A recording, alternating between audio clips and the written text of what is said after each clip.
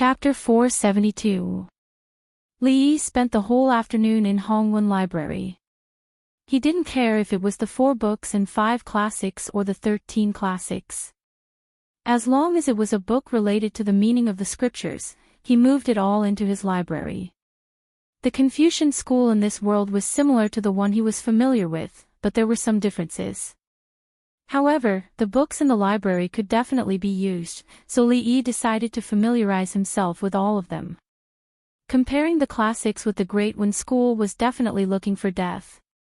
But who didn't know how to cheat in this day and age? If he couldn't beat him in this way, he might as well find a piece of tofu and kill himself. When he returned home, it was already evening. After absorbing so many books in one go, his head was a little dizzy. After talking with Rui for a while, he felt abnormally sleepy.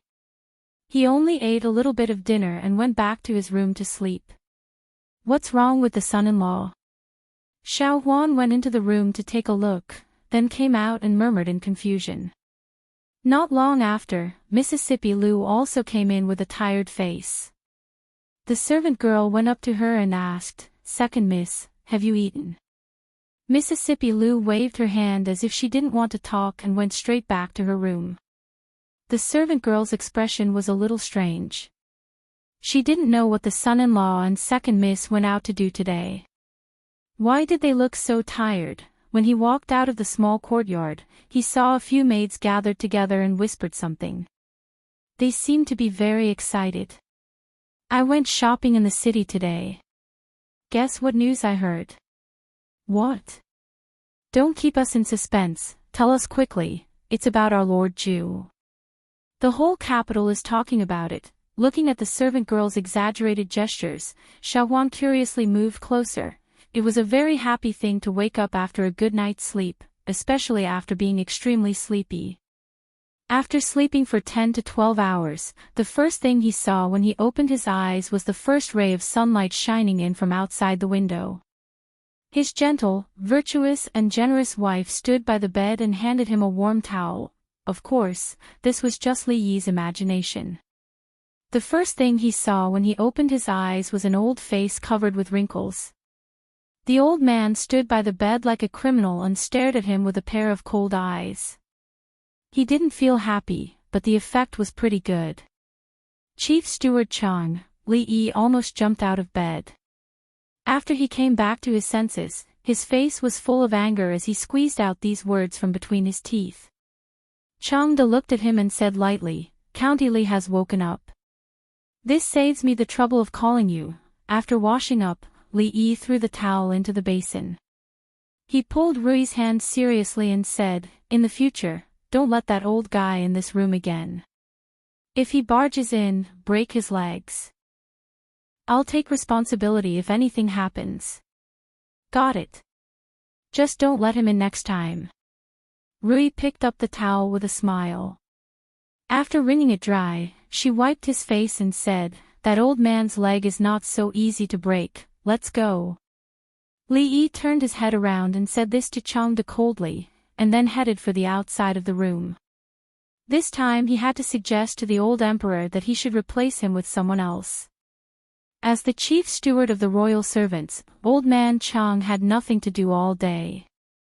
Was he worthy of the monthly salary? "Grand Scholar Zhou, it's up to you today. Today is the last round of the written examination. We are waiting to congratulate Grand Scholar Zhou.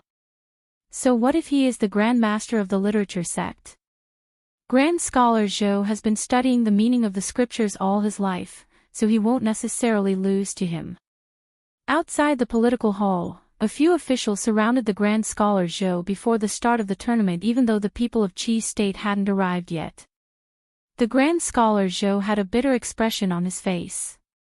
He had learned the news that County Li would represent him in the competition of the scriptures the day before. He didn't know why the emperor made such a decision. It was true that County Li was talented in poetry, but the content of the scriptures was different. How could a young man in his early 20s compete with the Grand Master of Literature of the Qi Kingdom, who was over 60 years old and had studied the scriptures all his life? Yet, he saw County Li stay in the Hongwen Library for a long time and read through all the scriptures, but would he be able to memorize all the scriptures by doing so? No matter what, this was the arrangement of the emperor. The grand scholar Zhou had no reason to doubt the emperor. All he could do was pin his hope on County Li, even though he knew that the hope was very slim, so slim that it was almost impossible to see it. The people of the Qi kingdom are here. An official said as he glanced at the distance and saw a few figures walking in their direction. The leader was still the third prince of the Qi kingdom, followed by a few ambassadors of the Qi kingdom, and an old man whom the crowd had never seen before. The old man wore a coarse cloth, and a pair of cloth shoes with rough edges on his feet. He looked like an old farmer in the fields outside the capital. As soon as Prime Minister Qin saw this old man, an unnatural expression flashed on his face, and a few scholars standing among the officials showed a hint of embarrassment on their faces. It was this ordinary-looking old farmer who had defeated all of them in the competition of the scriptures. If the grand scholar Zhou were defeated by him today, County Li would be in a bad mood the day before. It would be meaningless to win the poetry competition with great difficulty. The third prince said something to the old man with a smile on his face. The old man didn't show any expression on his face, but the ambassadors of the Qi kingdom behind the two of them seemed to be quite arrogant. What happened the day before was merely an accident. Though the Jing kingdom was delayed by 1 day, it was merely a delay in tasting the defeat. With the old master here today, if they weren't afraid of being beaten to death, they would ask the emperor and the chancellors of the Jing kingdom loudly, "Who else is there?" Not long after the ambassadors of the Qi kingdom arrived, Emperor Jing appeared in front of the crowd. Seeing the officials walking into the hall one after another, Li Yi stood up in a corner and clapped his hands, saying, "I'm done. The competition is about to start." The Princess Shining threw away the branch in her hand and stood up angrily as well, saying discontentedly, "You cheated." "I was about to win." Li Yi curled his lips and pointed to the entrance of the hall, saying, "You can see for yourself if you don't believe me. Your father the emperor is here. It's not good to be late." Having said that, Jing Jiu walked toward the political hall while holding Yongning's hand. What a joke. As a man, he didn't need to play the game of wolf eating sheep with a 10-year-old girl. Did he need to cheat? Did he? The Princess Shining stomped her foot angrily, and followed up after the Jing Jiu after glaring at the back of Li Yi. Now that the ambassadors of the Qi kingdom have arrived, let's start the third round of the written examination. After a eunuch announced the rules of the competition, Emperor Jing didn't say anything more, and announced the start of the competition. The old man of the Qi kingdom stepped forward, and all the chancellors of the Jing kingdom looked at the grand scholar Zhou. The grand scholar Zhou lowered his head, looking at the ground with his eyes focused on his nose and his heart. Emperor Jing glanced in a certain direction and said, "Though we are debating the scriptures today, this old master is a great scholar no matter what. Li Xianzi, don't be too impolite." Li Yi curled his lips. Respecting the old and caring for the young was the traditional virtue of the Chinese people. Did he look like someone who would be impolite?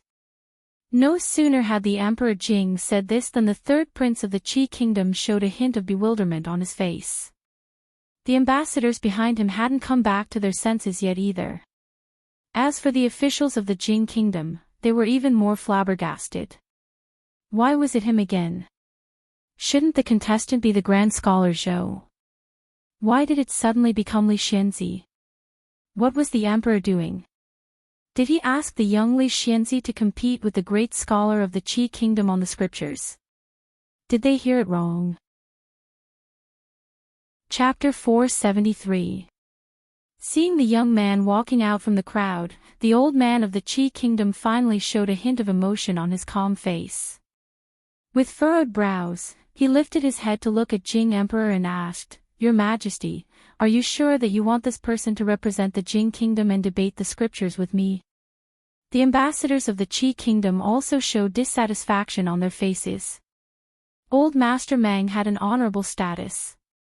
In the Qi kingdom, even the emperor had to treat him with great respect. In their eyes, even the great scholars of the Jing kingdom were far inferior to old Master Meng. The Jing kingdom had sent out such a young man for such an important contest. Wasn't this a disgrace to old Master Meng's status? An emperor never goes back on his words. Since I have said that I will let Li Xianzi fight, I won't go back on my word.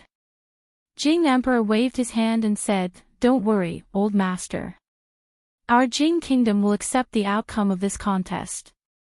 Upon hearing this, the ambassador of the Qi kingdom spat in his mind, "Win or lose? Do you have any chance of winning? Your Majesty, please think twice." "Yes, Your Majesty, you can't do this, Li Xianzi is still too young. Let Grand Scholar Zhou fight." The officials all tried to dissuade Jing Emperor, ignoring the fact that the ambassador of the Qi kingdom was still present. Even though Li Xianzi had defeated the genius of the Qi kingdom in poetry the day before, the contest today was about the scriptures. It was a contest of real talent and knowledge, so they couldn't play any tricks. "Don't say anything more, my officials. I have made up my mind." Jing Emperor broke all the officials' illusions. Leaning against the pillars lazily, the old generals couldn't help but twitch their lips when they saw the anxious officials. His Majesty had never disappointed the officials. Since he thought Li Xianzi could win, why couldn't he win? Li Mingze, the assistant minister of the Ministry of Personnel, didn't show any expression on his face. He didn't know how capable his nephew was from the beginning to the end. On the other hand, Prime Minister Qin did not say a word. He looked at Li Yi with a meaningful look in his eyes. No one knew better than him how terrifying the old man of the Qi kingdom was. Why did His Majesty think that Li Yi could win? The envoy of the Qi kingdom was still in the hole. The competition had already begun. Even if the envoy was extremely unwilling, he had no choice but to keep his mouth shut. They looked at the two people in the hall with despair in their eyes. One was in his 20s and was extremely handsome. The other had a face like a withered pine tree and was old. Wouldn't it be great if they could compare who was more handsome today? Forget it, at least he won one round in the theory examination, so it wasn't too shameful. If he won the combat examination beautifully, he could still get back the face he had lost. After Emperor Jing spoke, the old man surnamed Meng did not say anything more. He turned to look at Li Yi and asked, "Conquering the wise and virtuous, one who is related to the 9 clans." The 9 clans were harmonious, and the people were peaceful. The people are bright, and the nations are united. What do you mean? The envoy's face began to turn solemn. From now on, the competition had officially begun. This great scholar did not make things difficult for Li Xianzi at first. He asked about a famous sentence in the first chapter of the Book of History, the classic of Yao. Anyone who had read some books would know this sentence. If Li Xianzi could not even answer this sentence, there was no need for the competition to continue. From the Book of History, the classic of Yao. Li Yi thought that this old man was quite kind. He liked this kind of question the most. He just had to read it according to the commentary on the 13 classics. Conquering the wise and virtuous, and the 9 clans were related to the 9 clans. The wise and virtuous men were employed, and the people were united. The 9 clans were harmonious, and the people were peaceful. Already. The people, the officials. The 9 clans were peaceful, and Zhangming was bright. The people were bright, and the nations were united. The people were bright, and the nations were united. The people were bright. The people were bright. The people were bright. The people were bright. The people were bright. He said that all the people in the world have changed, and thus the customs are harmonious. No one was surprised by Li Yi's answer, but his choice of words made the scholar's eyes light up, because it was almost a standard answer. It was not strange for a well-read scholar to give such an answer, but it had a different meaning when it came from the mouth of a young man. At least they knew that Li Xianzi's attainment in the classics was much better than they had imagined. The old man surnamed Meng nodded with a trace of appreciation on his face, but he did not speak again. The answer of the young man in front of him was really impeccable. Whether it was the interpretation or the choice of words, he could not find any fault. Li Yi was naturally familiar with the rules of the competition. If the old man did not ask, it was his turn. Since the old man had been so kind to him, he naturally would not make things difficult for him, so he asked, "The Marquis of Qi is happy, and the wife of the Jiang family is happy. The biography of Gong Yang, in the 9th month of the 3rd year of Duke Huan." The old man surnamed Meng interrupted nonchalantly before Li Yi could finish. Most of the officials in the imperial court were still trying to figure out where this sentence came from. Hearing this, they lifted their heads and looked at the old man of Qi Kingdom in surprise, feeling quite surprised. How familiar was this great master of literature with the 13 scripts? The grand scholar Zhou shook his head. The 13 scripts were very important scriptures, and this great master of literature of Qi Kingdom must have memorized every sentence in them, so it was not difficult for him to understand them.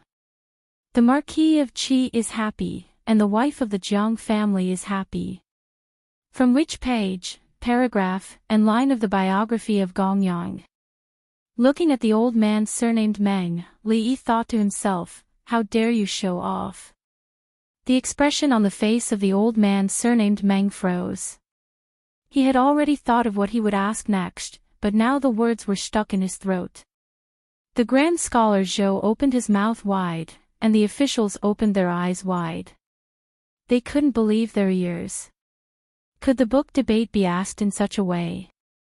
The Jing Emperor shrank his body a little behind the dragon chair. He reached out his hand and rubbed the center of his eyebrows, covering his face in the process. Before the incredulous expression of the 3rd prince of Qi Kingdom faded away, a representative of the Qi Kingdom had come back to his senses.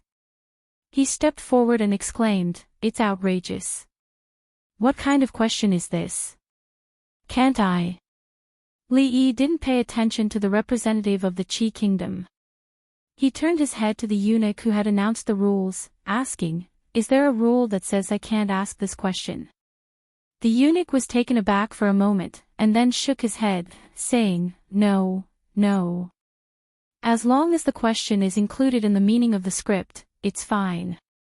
The officials eyed each other in bewilderment. Of course, there was no such rule, but they were all scholars, and they cared about their dignity. Who would ask such a question? It was meaningless to ask such a question. Yet, according to the rules of the book debate, it seemed that Li Xianzi's question was not impossible.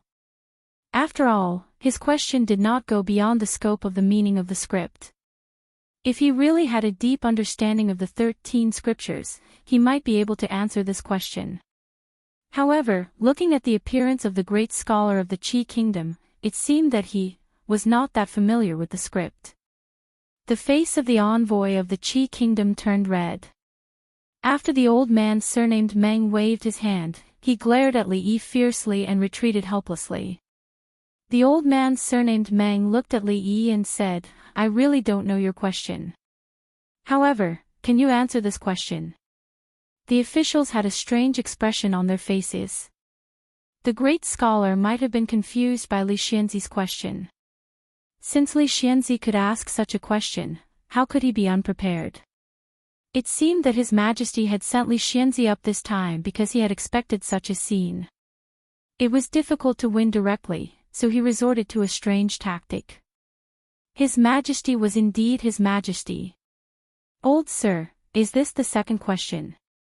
Li Yi looked at the old man surnamed Meng and asked.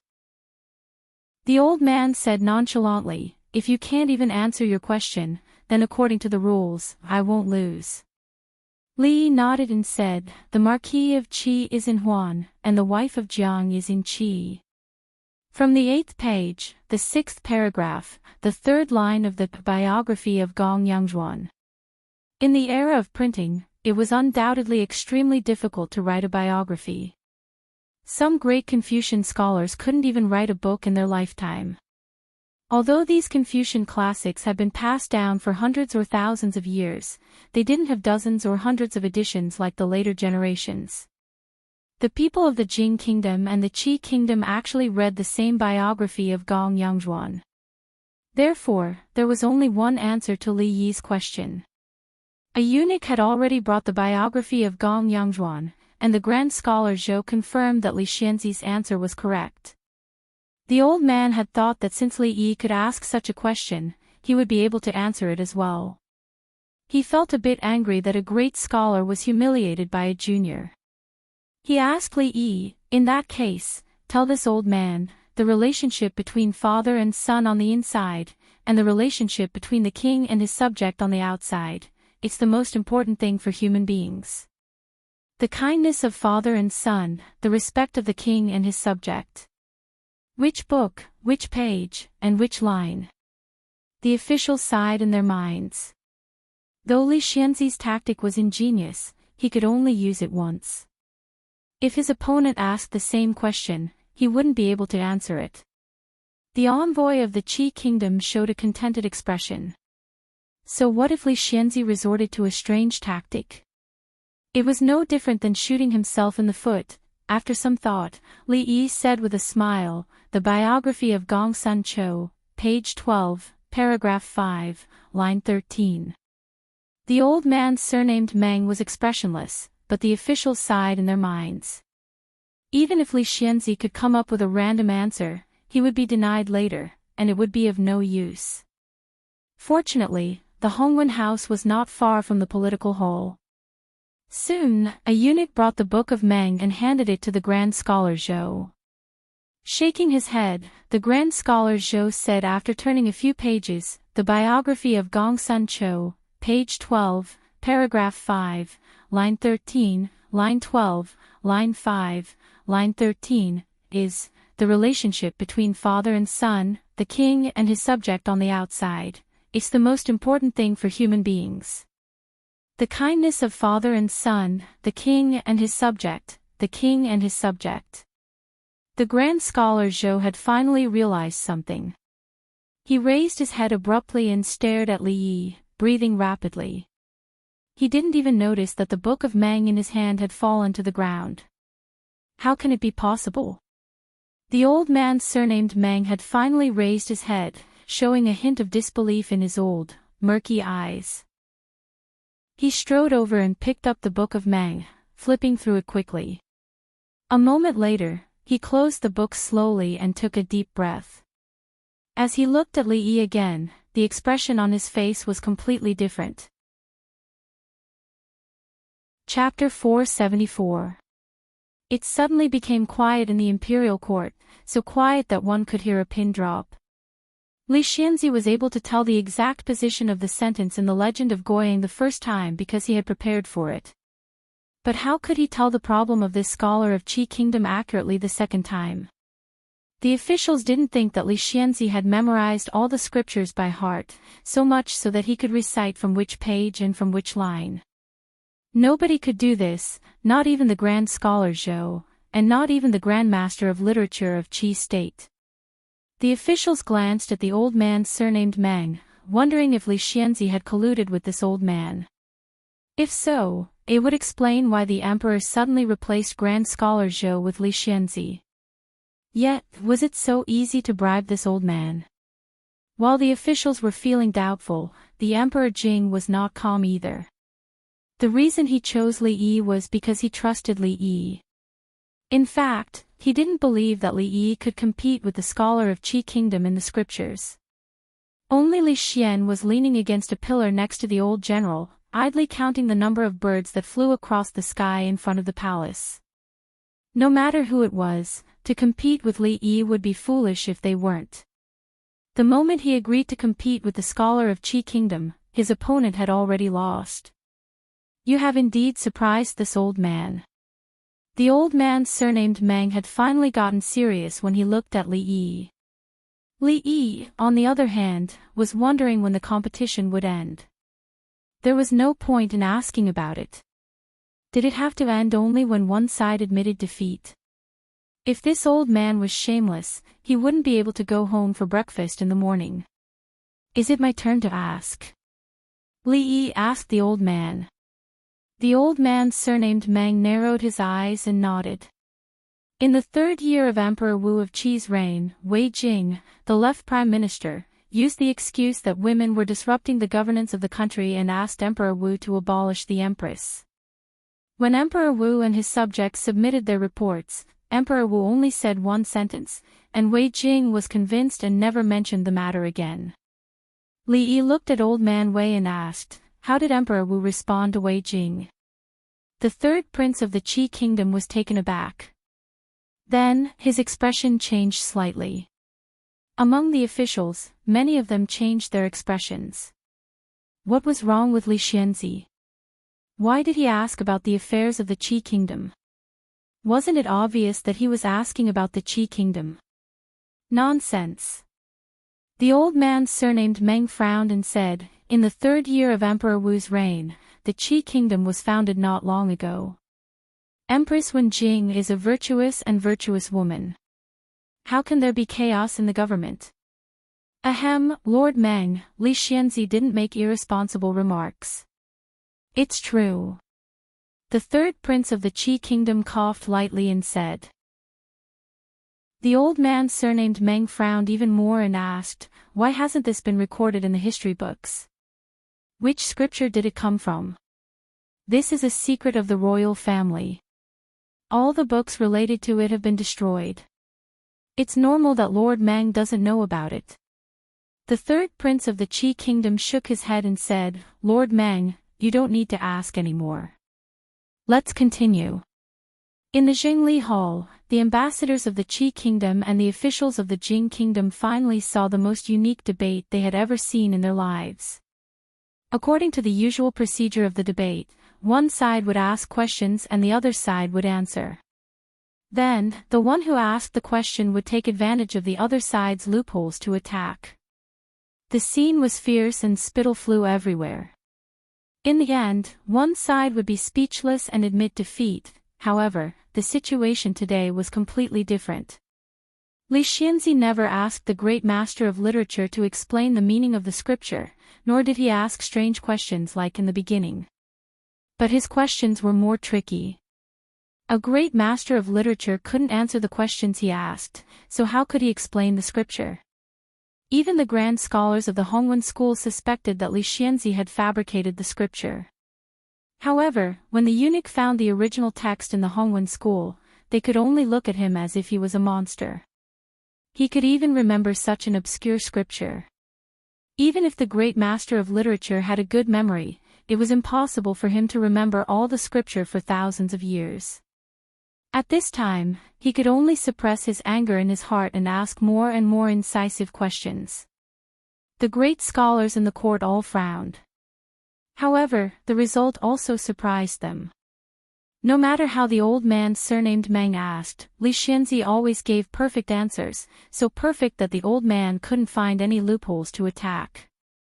The whole debate was orderly. The old man surnamed Meng asked questions and Li Xianzi answered. Li Xianzi asked questions and the old man surnamed Meng couldn't answer.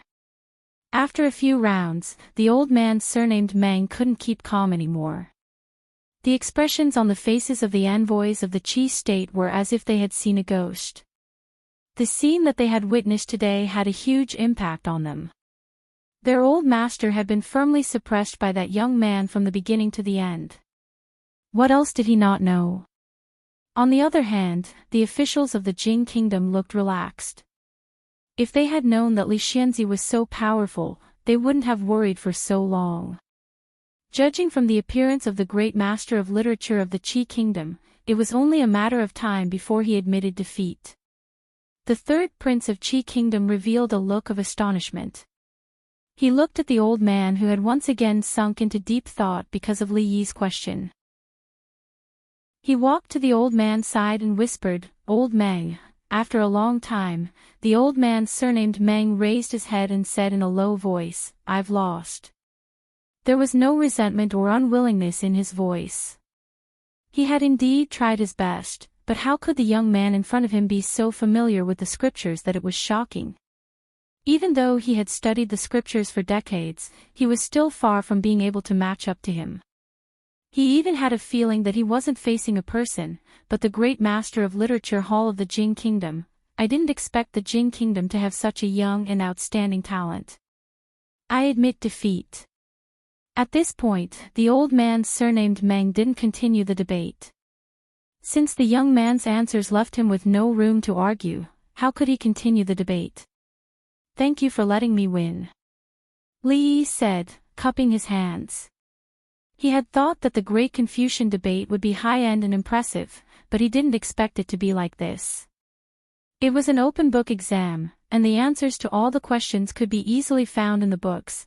However, what Li Yi didn't know was that today's so-called scripture debate had not only exceeded his expectations, but it had also exceeded everyone's expectations. It had simply created a new era of scripture debate. In the future, when the great Confucian scholars discussed this matter, they could not help but sigh. Perhaps it was Li Xianzi who had caused the chaos in the study of scripture debate today. The old prince's task had been successfully completed. Just as Li Yi was about to leave, the old man surnamed Meng suddenly asked, "What did the martial emperor say to Wei Jing?" "Old sir, do you really want to know?" Li Yi looked at him with a strange expression. The old man surnamed Meng wasn't the only one who wanted to know. Even Emperor Jing and the officials were intrigued by Li Yi's words and looked at him one after another. "I'm all ears," the old man surnamed Meng said with a nod. "If you say another word, I'll cut off your dog head," Li Yi said with a smile. The third prince of the Qi kingdom opened his mouth slightly. After a moment, he shook his head and could only smile bitterly. Chapter 475. When the officials walked out of the political palace one after another, they were all smiling and looking very relaxed. The third round of the Confucian Classics competition ended perfectly with Li Xianzi's victory. So far, the Jing Kingdom had won 2 of the 3 rounds and won the final victory of the written test. The faces of the emperor and his ministers were saved, and the gloominess of the past was swept away in the imperial palace. Although the wushu test would be held in a few days, there was no suspense at all. The generals should be worried about a kung fu competition and a military formation deduction. According to the tempers of those generals, it would be fine if the people of the Qi kingdom lost, but if they won, there was no need to go back. Li Yi, the son of Chang and County who had won 2 crucial victories for the Jing kingdom, broke into the sight of the courtiers again and again with a domineering attitude. Needless to say, in the last 2 rounds, even in the first round, if not for Prince Jin's reminder, the imperial court would have lost all its face. If they thought about it carefully, it was also because of Li Xianzi. The officials no longer doubted why His Majesty favored county magistrate Li when there were so many talented men in the Jing state. Even when he beat up the prince, it was only a punishment that was loud and small. In the situation where the situation was obviously deteriorating, he single-handedly turned the tide. Who else in the Jing state could do this? His Majesty's ability to judge people was still beyond their reach. If not for the incident with the King of Shu, Li Xianzi's future would be bright, but unfortunately, the officials of the King of Shu no longer simply hated Li Xianzi. It was a blessing for the Jing kingdom to have such a young talent. They could no longer judge him according to their personal likes and dislikes. Prime Minister Qin, although the King of Shu and Li Xianzi have always been at odds, those who achieve great things don't care about trifles. We can't lose sight of the big picture because of a small thing. Several officials surrounded Prime Minister Qin and said hesitantly, "I will inform the King of Shu about this," Prime Minister Qin said with a nod after thinking for a while. After the officials left, a trace of worry appeared on Qin Xiang's face. According to his character, was it possible for the King of Shu to forgive the past and accept Li Xianzi again? If Li Xianzi had such a thought, he would not have done such a thing in the imperial palace that day. When Prime Minister Qin thought of something, a trace of exhaustion appeared on his face. He was not in a rush to leave the palace. Instead, a eunuch led him to a certain palace. The capital was already a sea of jubilation. The news from the palace had already spread out. The Qi kingdom had been defeated again. Li Xianzi had won 2 matches and completely reversed the losing situation. He had fought a beautiful turnaround. The people of Jingdo felt proud and elated. They all went to the streets, cheering loudly and shouting the name of the Prince of Cheng and County. The roads were blocked. The government had no choice but to send runners to clear the way so that the carriages could pass. In an extremely luxurious carriage, the 3rd prince of the Qi kingdom and the old man surnamed Meng sat facing each other. Old man Meng raised his head and asked the young man, "Your Highness, is what Li Xianzi said true?" The 3rd prince of the Qi kingdom sighed helplessly and said, "Although it's a disgrace to the royal family, it's true." Li Yi didn't talk irresponsibly. How could that be? The old man surnamed Meng frowned. The 3rd prince of the Qi kingdom shook his head and said, "As you know, Master Meng, Emperor Wu is the founding emperor of the Qi kingdom. Since Emperor Wu, successive emperors of the Qi kingdom have made great efforts to govern the Qi kingdom. However, Emperor Wu rose in troubled times and immediately conquered the world. Naturally, he was violent. At that time, left Prime Minister Wei Jing actually wanted to support the Wei family and let concubine Xian of Wei ascend to the throne. Therefore, he joined several ministers to falsely claim that the harem was in chaos and suggested to abolish the empress. However, concubine Wen Jing was a virtuous woman who was deeply favored by Emperor Wu. How could she listen to the slander? Given Emperor Wu's temperament. At first, there were records of this incident. However, after Emperor Wu passed away, in order to protect the royal family's reputation, the sect of Wen destroyed all the records. Now, it's only recorded in the royal treasury. The old man surnamed Meng was stunned for a long time. Although he had read many books, he had never come into contact with the royal treasury. He had thought that Li Xianzi was just making things up to embarrass him. Now, it seemed that Li Xianzi was much more knowledgeable than he had imagined. However, he was so young. Could it be that he had been studying since he was in his mother's womb?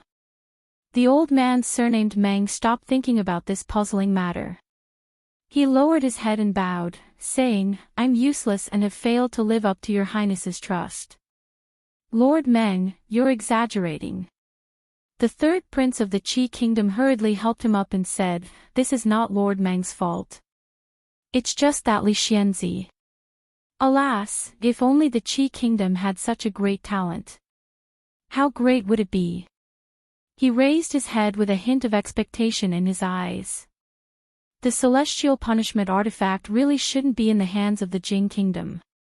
If the Qi kingdom can get it, the unification of the world will be just around the corner. Then, he smiled again and said, "However, we've gained a lot. I didn't expect the king of Shu of the Jing kingdom to have such a grudge against Li Xianzi. In this case, all we need to do is wait. If we can bring him under our banner, we won't have to worry about our success." The old man surnamed Meng didn't interrupt this topic. He pondered for a moment and said in a low voice, "I heard that the 1st prince's men have chased him to the Jing kingdom. Is that true?" The 3rd prince of the Qi kingdom withdrew his gaze and sighed, saying, "My brother, the 1st prince, is still worried about me after all. The 1st prince has no tolerance for others.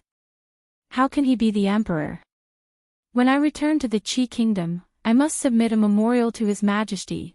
Their voices gradually became lower and lower until they couldn't hear anything outside the carriage. When Prime Minister Qin stepped into a palace, the king of Shu was lying on the bed, engrossed in a book in his hand. "Your Highness, do you feel better?" Prime Minister Qin walked over and asked. The king of Shu raised his head. When he saw the visitor, he immediately put down the book and sat up with his hand supporting his body. He said hurriedly, "Prime Minister Qin, why are you here? Sit down quickly." Someone Serve tea for Prime Minister Qin. Prime Minister Qin waved his hand and stood by the bed. He looked at the King of Shu and said, Your Highness, you should know what happened in the palace in recent days, right? How could I not know? The King of Shu smiled and said, If it weren't for my illness, would also like to see the expressions of the Qi kingdom after they lost. I can't help but feel happy when I think of what they did in the capital city and what happened today. Prime Minister Qin glanced at him and asked, Your Highness, do you know that if it weren't for Li Yi, the county magistrate of Chang'an, the Jin kingdom would have lost today? The King of Shu sighed and said, County magistrate Li turned the tide and restored the dignity of the Jin kingdom. He is indeed a pillar of the country. Although I had some minor conflicts with him, they are nothing in the face of the righteousness of the country. Your Highness, I'm very relieved that you can think this way. A hint of admiration appeared on Prime Minister Qin's face. He nodded and said, Your Highness, rest well. I'll take my leave first. When he walked out of the palace, Prime Minister Qin took a deep breath. The change in the King of Shu was indeed an unexpected gain for him. After this incident, although he had lost face, it was not without benefits for the King of Shu. At least he had grown a little and seemed to be able to take on great responsibilities. Prime Minister Qin walked down the stone steps. Inside the palace, the King of Shu still had a smile on his face, but his right hand was tightly grasping the brocade quilt beside him. The veins on the back of his hand were bulging, looking extremely terrifying. Rip! A few long tears appeared on the brocade quilt. Chapter 476. Be more diligent these 2 days. Clean up the house from top to bottom. If you do a good job, you'll double your monthly salary this month. When the servants and maids of the Viscount's mansion, no, the Earl's mansion heard this, their hearts began to beat faster, and even their eyes turned red. Oh my God, it was only the beginning of the month, and the monthly allowance had already been doubled. If it continued to increase at this rate, the monthly allowance they would get would be more than what they usually got in a year. In fact, the monthly allowance set by the old steward was just for show. If they met a master who would double the monthly allowance at the slightest disagreement, they would be ridiculed if they still got double the monthly allowance at the end of the month. Li Yi walked around the courtyard and waved at Old Fong, who was about to go out. He said, Old Fong, get someone to cover the corners of the tables, the corners of the wardrobe, the doors ill. These places that are easy to knock and trip over, young master, it's not like we have nothing to do. Why do we wrap these things? Fong said, curling his lips. Just do it. Don't talk so much nonsense. If you ask one more question, you don't have to go to the city to work tomorrow. Why don't you take care of the brothel at the entrance of the village? Fong's face suddenly changed, and he said hurriedly, Wrap it, I'll go now, I must. It'll be terrible if I trip and fall on the ground. Seeing Fong running out in a panic to find someone, Li Yi sat on a stone bench in the yard, drinking tea and resting. Mississippi Liu had not been seen for the past few days, and Rui and Xiao Huan had gone to the city to buy things.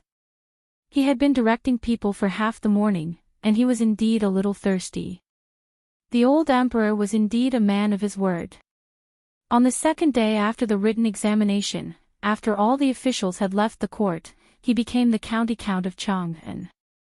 However, apart from the promotion, the increase in his salary, the doubling of his territory, and the promotion of his title of nobility, there didn't seem to be much use.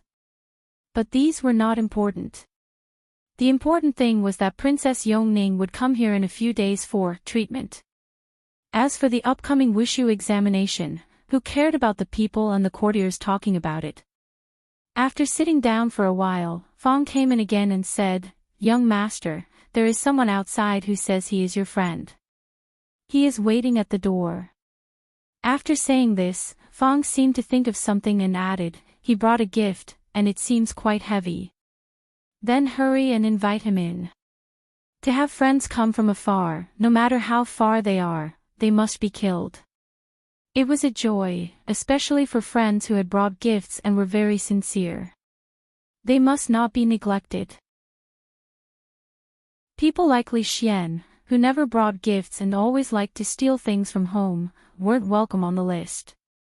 I came to visit without an invitation. I hope you don't blame, brotherly. When the third prince of the Qi kingdom stood in the courtyard and cupped his hands towards him with a smile, Li Yi's expression was somewhat startled. He did not expect that he was the one who came to visit with such a generous gift. Why, brotherly, do you not welcome me? The third prince of the Qi kingdom asked with a smile.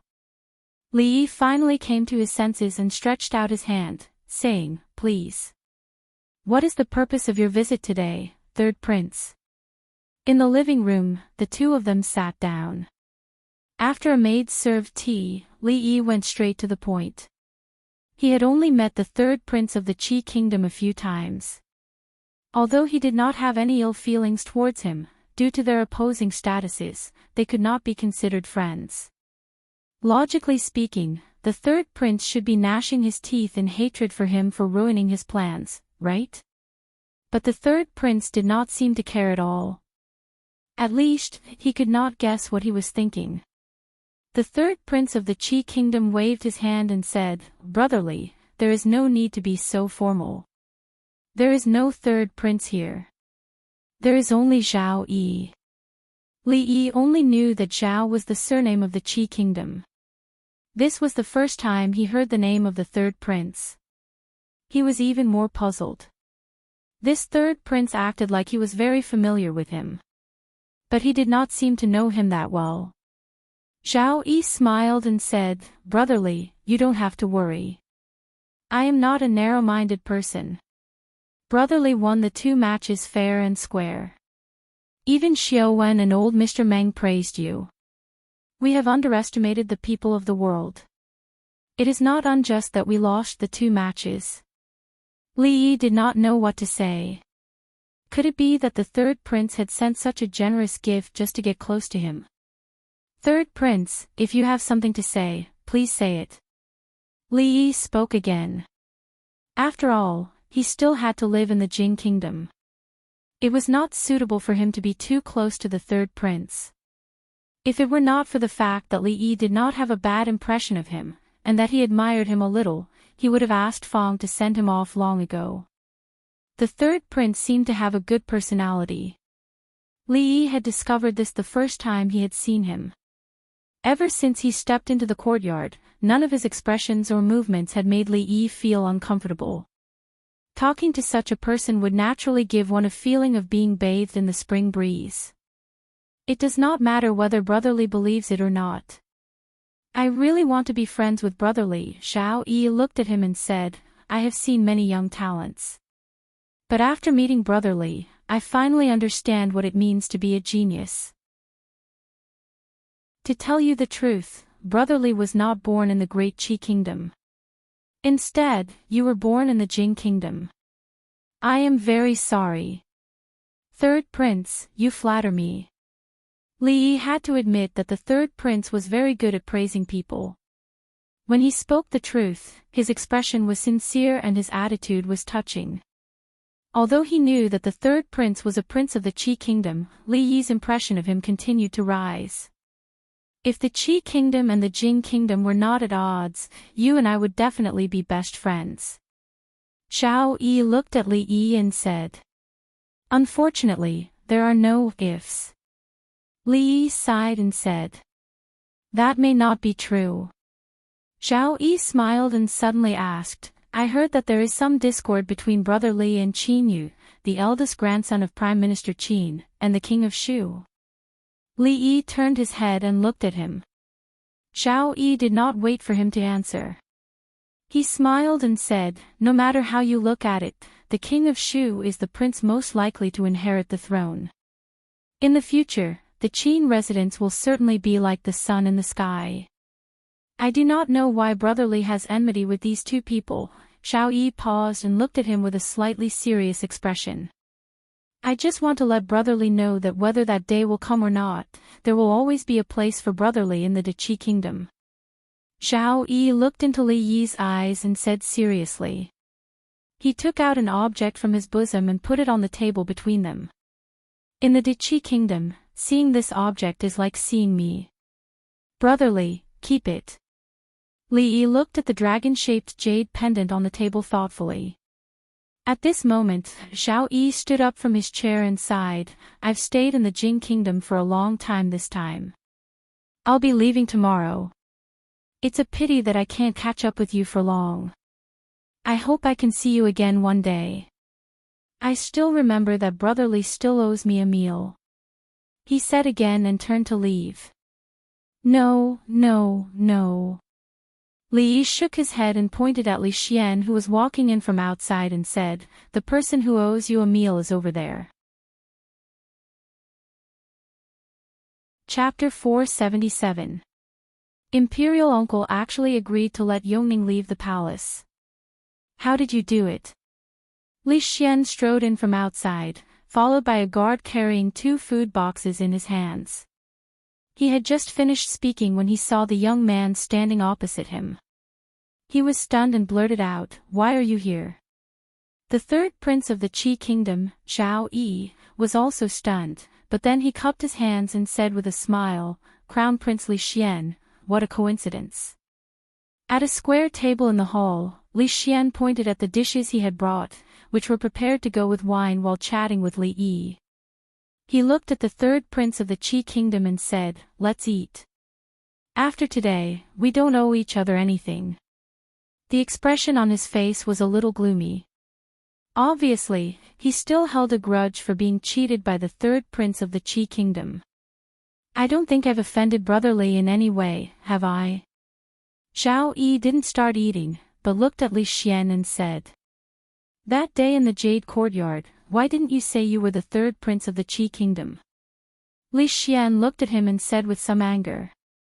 He wasn't angry about the identity of the other party.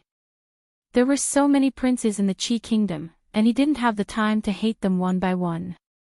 He was angry that he finally met a fellow who was fated to be with him, but in the end, the other party was the prince of the Qi kingdom, who single-handedly planned a series of events against the Jing kingdom, almost making Imperial Uncle and the court officials lose face.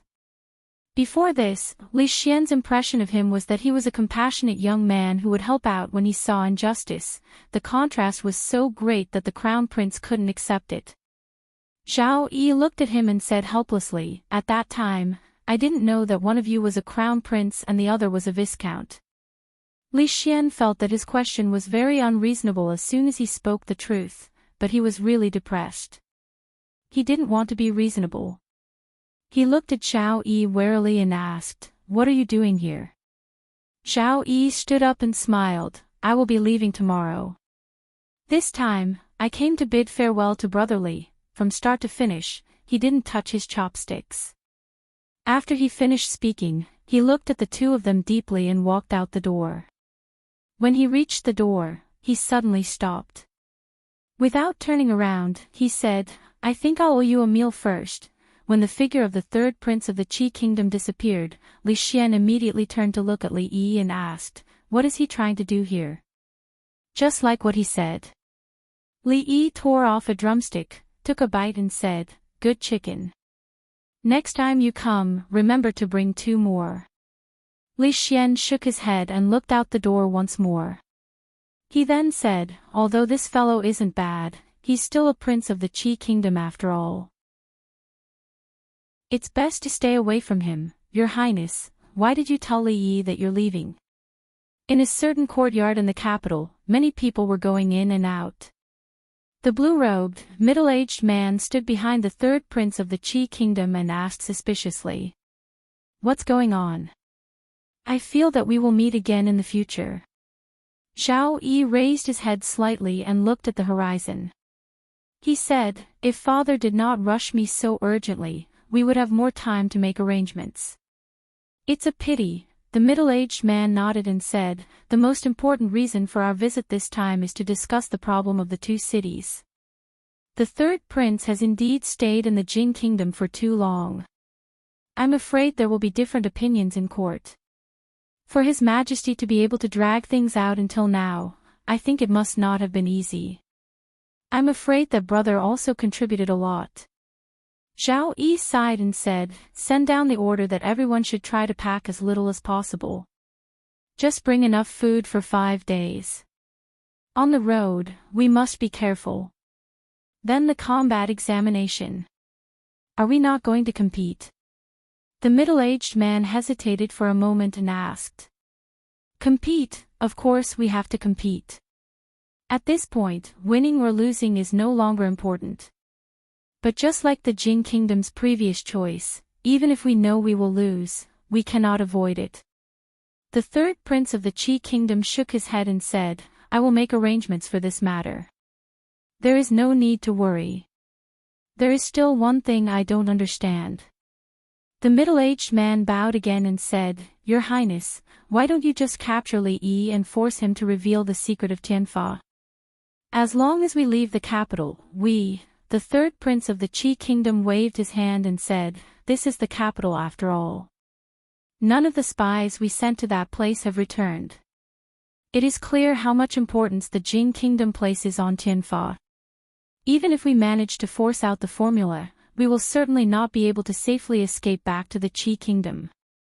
Furthermore, Brother Li's value far exceeds Tianfa. These days, the people of the capital could finally hold their heads high after being suppressed by the people of the Qi Kingdom. They won the competition between countries." It was said that the third prince of the Qi Kingdom had done all he could, but he did not expect that there was such an outstanding talent as Li Xianzi in the Jing Kingdom. He was too ashamed to stay in the capital anymore and was going back to the Qi Kingdom today. Early in the morning, the people of the capital were waiting at the city gate, waiting to see the people of the Qi Kingdom make a fool of themselves. "Hey, that is the carriage of the third prince of the Qi Kingdom. I really want to see what the third prince looks like." On the street of the capital, a servant in Sian couldn't help but say as he looked at the rows of carriages passing through the city gate. "What can he look like? He just has 2 eyes and a mouth. Stop looking. Young master hasn't bought what he wants. If you go back late, you won't have a good time." The servant next to the servant in Sian patted him on the shoulder and said. The servant grimaced in pain as he rubbed his shoulder. He said angrily, "Second brother Wu, I know you have great strength, but you don't have to prove it on me every time. My bones are about to fall apart because of your patting these days. All right. Your body is too weak. You need to nourish yourself. Go now. Remember to ask the cook to stew a chicken for you tonight." The servant in Sian cast a glance at the man and thought, what a nice way to put it. Every time I have to sacrifice my body, I can get some benefits from the fat cook. But in the end, it all goes to him. I can only eat the butt of the whole chicken, and I can't even drink the soup. When the carriage of the envoy of the Qi Kingdom passed through the city gate and disappeared before the eyes of the crowd, the people of the capital who had gathered around to watch the commotion dispersed. However, they still gathered in groups of 2s and 3s. They didn't stop talking. Just then, 2 figures walked in from the city gate. The one on the left had red lips and white teeth. He was an extremely handsome young man. He turned his head to look at the tall city wall, then looked at the endless stream of carriages and horses. He then turned his head to look at the slightly older young man and exclaimed, "Young master, this is the capital." The young man stood in the middle of the street, looking at the scenery in front of him that was vaguely familiar but also very different from what he remembered. He shook his head and gently knocked on the young man's head, saying, "You're just like a country bumpkin. Don't just stare like an idiot. Hurry up and find someone." Chapter 478. "Excuse me, where is the nearest theater from here?" A handsome young man with red lips and white teeth stopped a passerby on the street and asked timidly. "Theater?" The passerby waved his hand and said, "What theater? I've never heard of it." Excuse me. After asking a few people in a row, they all got the same answer. The young man walked to the side of the young master and said, "Miss, everything is fine in Qing and Fu. Why did we come to the capital?" The young master glanced at him and said, "Everyone has left. What's the point of keeping us in Qing and Fu? You don't even know how to cook. We'll starve to death sooner or later. If I don't know how to cook, I can buy it outside." The young man stuck out his tongue and showed a very feminine expression. He said in a small voice, "Miss, you've learned for so long and still haven't learned anything. You're a servant girl. If you don't cook, do you want me to do it myself?" The young master knocked on his head again. "Let's find the nearest brothel first." "I don't know how they've been in the capital these days."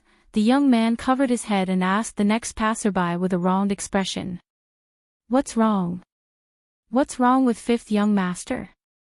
Are you blind? You don't even know the young master. It's your good fortune to have you follow him. Don't be so ungrateful." The servant in green glared at the young man who was spitting spittle and dressed like him. Just as he was about to explode, the man behind him pulled him back.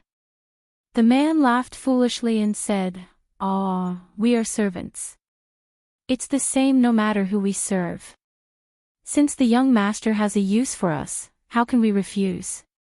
You're quite observant." The young man looked at the man with admiration and shoved the large pile of things in his hands at him. He said, "Hurry up and follow." The man chuckled and said to his companion in green, "I'll just follow the young master. You go back and deliver the things to fifth young master. Be careful not to get back late and the young master will blame you." Looking at the back of the man leaving, the servant in green was moved. Although Wu Er was a little silly and a little gluttonous, he was a very loyal person. He could always be relied on at critical moments. At worst, he would sacrifice his body tonight and get 2 chickens from the fat kitchen maid. That would be his way of repaying him. Thinking of the fat chef, he licked his lips, and a trace of reminiscence appeared on his face. Then, he turned around and strode away. The arrogant young man was now walking next to another young man and said with a flattering face, "Young master, there is a new jade courtyard in the capital. I heard that the girls there are not bad. Should we go take a look?" Seeing that the young master did not speak and was sizing up the passers-by on the street, the young man groaned inwardly. As a servant, he naturally knew the young master's hobbies. But now was a special time, and the Prime Minister had personally issued an order. If the young master caused any more trouble, not only would he be punished, but the servants would also not be able to escape punishment. Qin Yu's gaze had already rested on a young woman with an exquisite figure for a long time. Just as a pensive expression appeared on his face, a gentle voice suddenly came from beside him. "Excuse me, do you know how to get to the nearest brothel?" Having his train of thought interrupted, Qin Yu frowned and looked at the young man. After a moment, his gaze slightly narrowed and a playful expression appeared on his face. It was interesting for a woman to disguise as a man. Looking at her current handsome appearance, her true appearance should not be too bad. Go to the side, don't block the way." Without waiting for Qin Yu to say anything, the young man impatiently pushed the young man's shoulder. The young man's body staggered and fell to the ground, accidentally messing up his hair. The young man's expression froze and he said in surprise, "A woman." Not far away, the young master hurriedly ran over and helped her up. He asked with concern, "What's wrong? Are you hurt?" The young man stood up in a panic, tied up his hair, and said with grievance, "I just wanted to ask for directions, and he pushed me." Qin Yu looked at the woman who was also dressed as a man, and the playful expression on his face deepened. At this moment, he had forgotten about the young woman from before. After being grounded at home for nearly half a year and being strictly disciplined these days, he had long been unable to control some kind of desire. He glanced at the young man. After a moment of shock, the young man immediately understood and hurriedly said with a smile, Sorry, it was my fault just now. You two aren't from the capital, right? You want to find the nearest brothel here. It's a piece of cake, we'll take you there, there's no need." we already know the way." The slightly older woman who was dressed as a man had seen all kinds of people, so how could she not know what they wanted to do? They were unfamiliar with the capital, and judging from the other party's attire, they were obviously of extraordinary status and could not be entangled. At this moment, the young man hurriedly blocked in front of them and said, "Hey, don't rush. This is your first time in the capital, so you're unfamiliar with the people and the place. If you meet any bad people, it's better if we take you there." The passers-by looked at them with disdain and hurriedly walked away. Bad people. Young Duke Qin, who dared to rob people on the street, was the biggest bad person in the capital. However, people had always heard that he liked to steal other people's wives. Since when did he become interested in these handsome young men? The two men behind Qin Yu also playfully stood out and blocked the way of the two people. The young man's expression slightly changed. He never thought that under the broad daylight of the capital, under the foot of the emperor, such a thing would happen. No one, including Qin Yu, noticed that behind them, there was a man with a lot of bags hanging on his body. He had an extremely surprised expression on his face. "Miss Xiao Chui," he murmured in a low voice. When he looked at the young man again, he had already guessed his identity. Wu Er's face showed a trace of hesitation. His fists hidden under his sleeves were tightly clenched, and his breathing was slightly heavy. It seemed that he was thinking about something. After pondering for a while, he sighed and looked at Qin Yu with an ominous glint in his eyes. Suddenly, a thunderous voice suddenly exploded in everyone's ears. "Hey, in broad daylight, under the clear sky, under the foot of the emperor, you dare to do such a despicable thing. Do you still have eyes for the law?" Qin Yu didn't even have time to react. In front of his eyes, a fist suddenly enlarged, and then he felt an intense pain. His whole body flew 20 feet away, and under this punch, he immediately fainted. Wu Er's face showed a surprised expression, and the fist in his sleeve slowly loosened. The young man and the delicate young man were also stunned, and they couldn't come back to their senses for a long time. The people on the street were even more shocked. Where did this hothead come from? He even dared to hit young Duke Qin. Did he not want to live? Qin Yu's two guards finally reacted.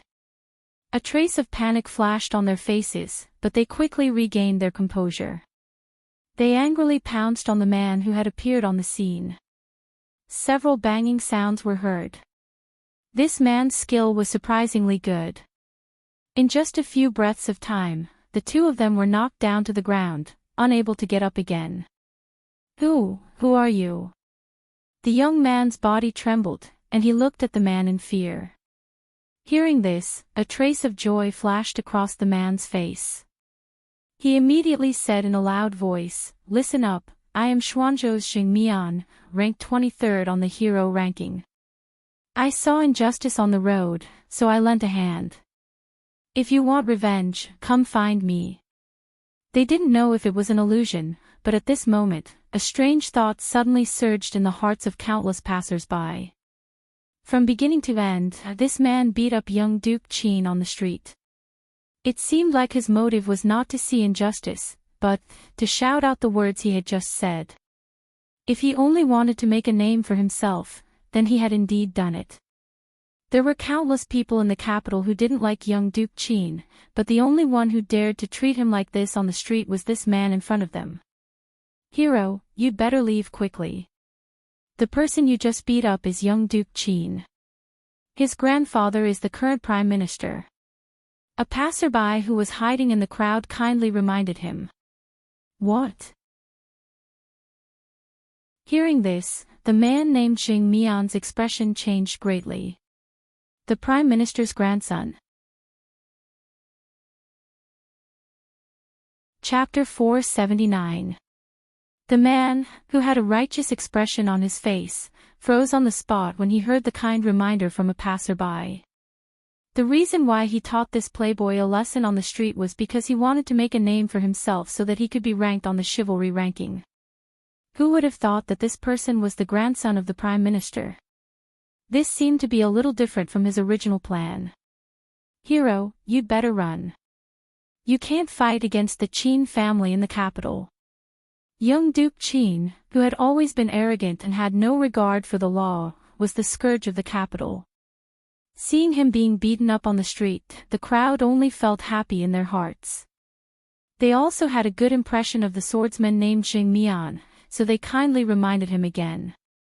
Because there were already many people gathered here, no one could hear them if they spoke in the crowd. "Looks like I can't stay in the capital anymore." The man secretly cursed his bad luck. He couldn't afford to offend anyone on the street in this King capital. He wanted to pay a visit to the famous heroine Lu. If he was lucky enough to join the Lu Alliance, that would be great. But now, it seemed that he had to prepare to run on his first day in the capital. However, he would offend either way, so he might as well let him vent his anger. The man scratched his head and thought about it. He felt that this was right. If he couldn't stay in the capital, he could go to Qing and Prefecture. So what if it's Prime Minister Qin? Can the Prime Minister's grandson be lawless? The man snorted coldly.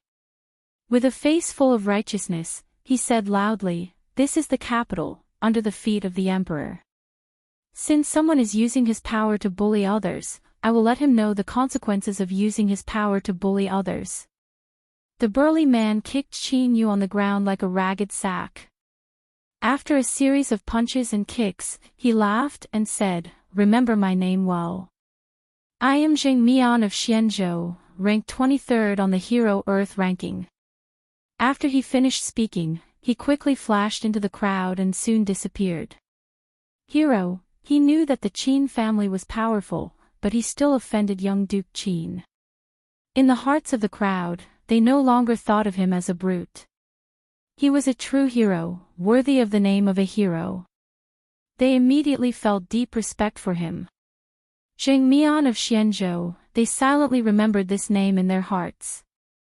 The officials always appeared a long time after they were supposed to appear. Seeing little Duke Qin covered in wounds, they naturally didn't dare to be negligent. A few people immediately went to find the culprit, and another person was sent to inform Qin Manor as soon as possible. The rest of the people carried little Duke Qin and ran to the nearest medical center. "The place you're looking for, just follow this road all the way, and you'll find the second hostel." The man named Wu followed behind them. When he passed by the woman dressed as a man, he whispered something to her. The young woman dressed in men's clothing watched as the burly man quickly left. The surrounding people began to turn their gazes to them. She immediately took the youth beside her and left. Only when their figures disappeared did everyone retract their gazes and began to discuss in whispers. "Sigh, that hero sure has guts. Other than Li Xianzi, only this hero dares to treat Duke Qin like this in the capital." To tell the truth, it was so King satisfying to watch just now. Say, don't tell me these noble families all know how to play. Doesn't this little Duke Qin like other people's wives? When did he become interested in such a handsome young master? Those are clearly two Xiaonyang's sons. Are you blind? Young Duke Qin was beaten half to death on the streets of the capital. This could truly be considered a super explosive piece of news. Even the hero named Jing Mian became famous in the capital. There were even people who specially went to inquire about the hero ranking he spoke of and discovered that there really was such a strange ranking in a hostel outside the city. For a moment, they were interested.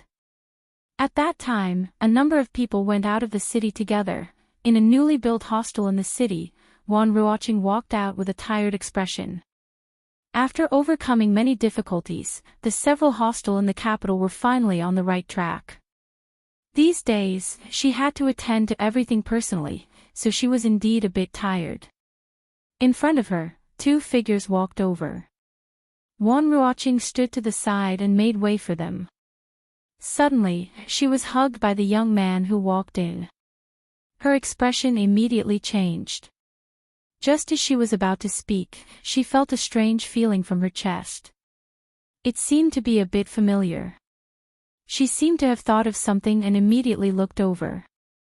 "Ha, I scared you." The young man's face revealed a happy expression, but he didn't let go of her. Why are you here?" Wan Ruoqing's face showed a surprised expression as she looked at him and said.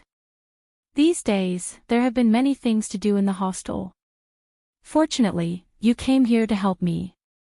On the soft grass, Wan Ruoqing and Xing Zumo walked side by side and said with a smile. Xiao Chui and Xiao Zhu were following behind the two of them, talking mysteriously about something. A little further away, there were several strong men following them from afar. "I'm not like someone who is comfortable being a hands-off shopkeeper." Xing Zumo curled her lips and said, "This place looks good. Let's do it here." Wan Ruoqing smiled helplessly and said, "It's not spring now. Why do you want to fly a kite?" "I've wanted to fly a kite for a long time." Xing Zumo said with some anger, "At that time, we were busy with the hostel in Qing and prefecture. You have forgotten how many times you promised me, but you didn't fulfill it even once. Today's weather is good. If I want to fly a kite, I fly it. What does it have to do with the season?" "But you..." Wan Ruoqing looked at her, and her expression became even more helpless. She wanted to say that even if they wanted to fly a kite, there was no need to make the kite look like her. Xing Zumo's painting skills were amazing, and she was proficient in that kind of three-dimensional painting. Her painting was very realistic. When the kite was spread on the ground, Wan Ruoqing seemed to see another version of herself. The feeling in her heart was naturally difficult to describe. "I think this is very good. Xiao Chui begged me several times before I made one for her." The sun was warm today, and there was a gentle breeze. Xing Zumo let Xiao Chui carry the strange kite. She ran for a while and easily sent the kite into the sky. "Sister Ruoqing, you really flew into the sky." Xiao Zhu walked over with an envious expression. Xing Zumo looked at the sky with some pride and said, "How is it? Doesn't it look beautiful like this?" After she finished speaking, she suddenly felt her hand was empty before anyone else could answer. When she looked down, she couldn't help but scream. "What's wrong?" Wan Ruoqing looked at her and asked curiously. "Oh, I forgot to tie a knot at the back." Xing Zumo ran forward anxiously. The kite flew away, hurry and chase after it. The men in charge of their safety saw this and looked at each other in shock, but they could only follow them to chase the kite. At this time, outside the capital, there was an ordinary minister's residence. Although it was daytime, the door was closed. There were only two gray-clothed servants outside, looking around vigilantly. In the spacious courtyard of the residence, there was a dense mass of people kneeling on the ground. There were more than 100 densely packed heads. Looking at their clothes, most of them were ordinary villagers. It was unknown why they were gathered here, but their expressions were extremely pious as they knelt on the ground, motionless. At the very front of the crowd, there was a platform that was half a foot high. A purple-clothed man sat cross-legged there, looking down at the crowd. He slowly said, "After entering my holy church, as long as you are sincere and believe in the Empress will bestow good fortune upon you. She will protect you from disease and calamity, and after death, you will not fall to the ground. Now, close your eyes, I will guide you." After the man in purple finished speaking, the expressions on the faces of the people became even more pious. They closed their eyes and said loudly, "Thank you, envoy." After an unknown amount of time, the man in purple spoke again, "The guide has been completed. From now on, you belong to the holy religion. The Empress will protect you. Now, you can open your eyes and stand up." As soon as his voice fell, the people raised their heads at the same time and slowly stood up in unison. The man in purple nodded slightly. Just as he was about to speak, there was suddenly an exclamation from below. "Look, what is that?" When the person at the very front pointed to the sky in the distance, everyone's eyes looked over. High up in the sky, an extremely beautiful woman was standing on the clouds, looking at them with a smile. Such a miraculous scene caused everyone's faces to reveal a look of shock. This is the spirit of the Empress. Suddenly, someone revealed an excited expression and loudly said. He kneeled on the ground again and kept kowtowing. The Empress, it's the Empress is here. Put on. Not long after, 2 people, 3 people, 10 people, 100 people, all of them kneeled on the ground, their faces solemn and solemn. They were unprecedentedly pious. The man in purple suddenly turned his head, just in time to see a figure flash in the clouds. In that instant, his pupils shrank. Chapter 480. I finally caught it. A man in a short-sleeved shirt held one end of the string and quickly climbed up a giant tree. He untied the string and took down the kite. The girls are still waiting over there. Let's go back. The man jumped down from the tree and waved at the 2 people chasing him. His expression was a bit gloomy. He was supposed to protect the 2 girls, but he didn't expect to chase the kite for several miles. It was not as interesting as watching the competition at the brothel. On a grassy slope, Juan Ruochin asked Sing Zumo in confusion, "Didn't you say before that you would never come to the capital in this life? The past is the past. For us, what's the difference between the capital and Qing and prefecture?" The kite flew away, and Sing Zumo was a bit dispirited. She looked at the faintly discernible walls of the capital and asked, "You've been here for a few days. Have you seen him?" "Not yet." Juan Ruochin smiled and shook her head. "He's been busy these days." "He's been busy." Sing Zumo's tone was sour. A 30-year-old county uncle who defeated the people of the Qi kingdom in 2 competitions. He's a national hero. Even these brothels are things he does when he's bored. In the future, the distance between us and him will only grow further and further. Juan Ruochin smiled and saw a few men walking over from not far away. They were holding the kite that had just flown away. They turned to her and said, "Aren't you going to fly a kite? Remember to tie the line this time." Sing Zumo waved her hand. "Forget it. I'm a bit tired from running and suddenly don't want to play anymore. Let's go back." Seeing her walk back the way she came, Juan Ruochin shook her head. She said something to the people behind her and helplessly followed. In the courtyard of a minister's residence. Great emissary, was that the Empress just now? The Empress really did show herself. Yes, it must be. The Empress specially sent down a miracle because of our sincerity. The purple-clothed man's eyes flickered as he looked at the excited and fanatical believers below. That mystical scene just now had given him too much of a shock. Even now, it was still stuck in his mind, unable to be erased. Could it be that the one standing in the clouds just now was really the Empress? Whether or not it was the Empress, the scene just now was undoubtedly a great help to their great cause. Those believers who were not devout enough and had doubts in their hearts had all become fanatical believers at this moment. The purple-clothed man's eyes flashed several times and his face became solemn once more. Looking at the crowd below, he slowly said, "That's right, what you saw just now was the true body of the Heavenly Empress. This is a miracle that the Heavenly Empress specially sent down to encourage you. In the future, you must sincerely worship the Heavenly Empress. If there is a chance, you may see the Heavenly Empress appear again." After learning the truth from the messenger, the crowd that had quietened down immediately burst into cheers again. Everyone saw this incredible scene with their own eyes. The Heavenly Empress stood on the clouds and looked at them. In the future, what Buddhas and immortals were there to worship? Could those Buddhas and immortals appear in front of so many people like the Heavenly Empress? I am guilty. Suddenly, someone in the crowd knelt down and loudly wailed, I actually doubted the Heavenly Empress just now. I asked the Empress to forgive me. Put on. After he knelt down, another 10 people immediately knelt down and repented for doubting the Heavenly Empress. They constantly kowtowed until blood seeped out of their foreheads. The purple-clothed man walked down from the high platform.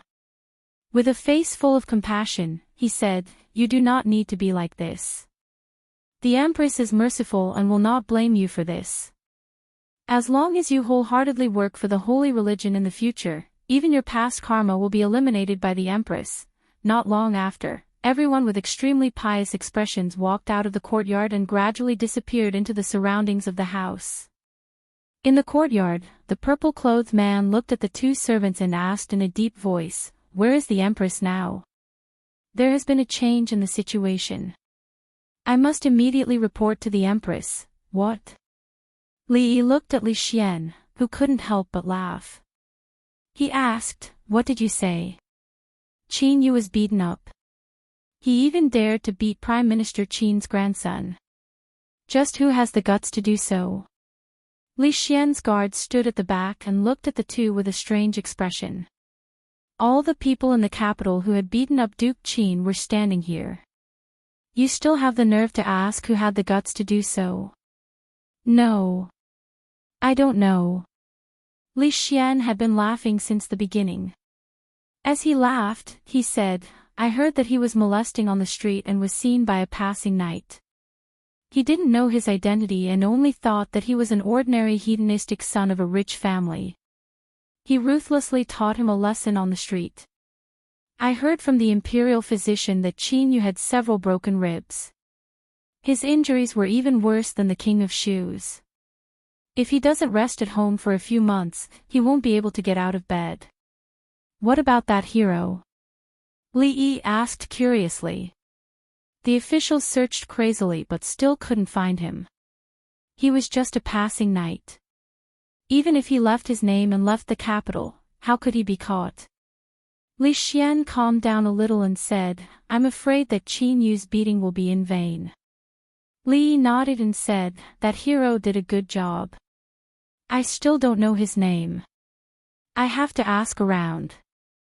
How can one not be famous when doing good deeds?" After Li Xian had laughed enough, he put the matter of Qin Yu to the back of his mind. He said, "The 3rd prince of the Qi kingdom has left, but the Wushu examination will still be held. The date has been chosen. Do you want to go and have a look?" "I'll see.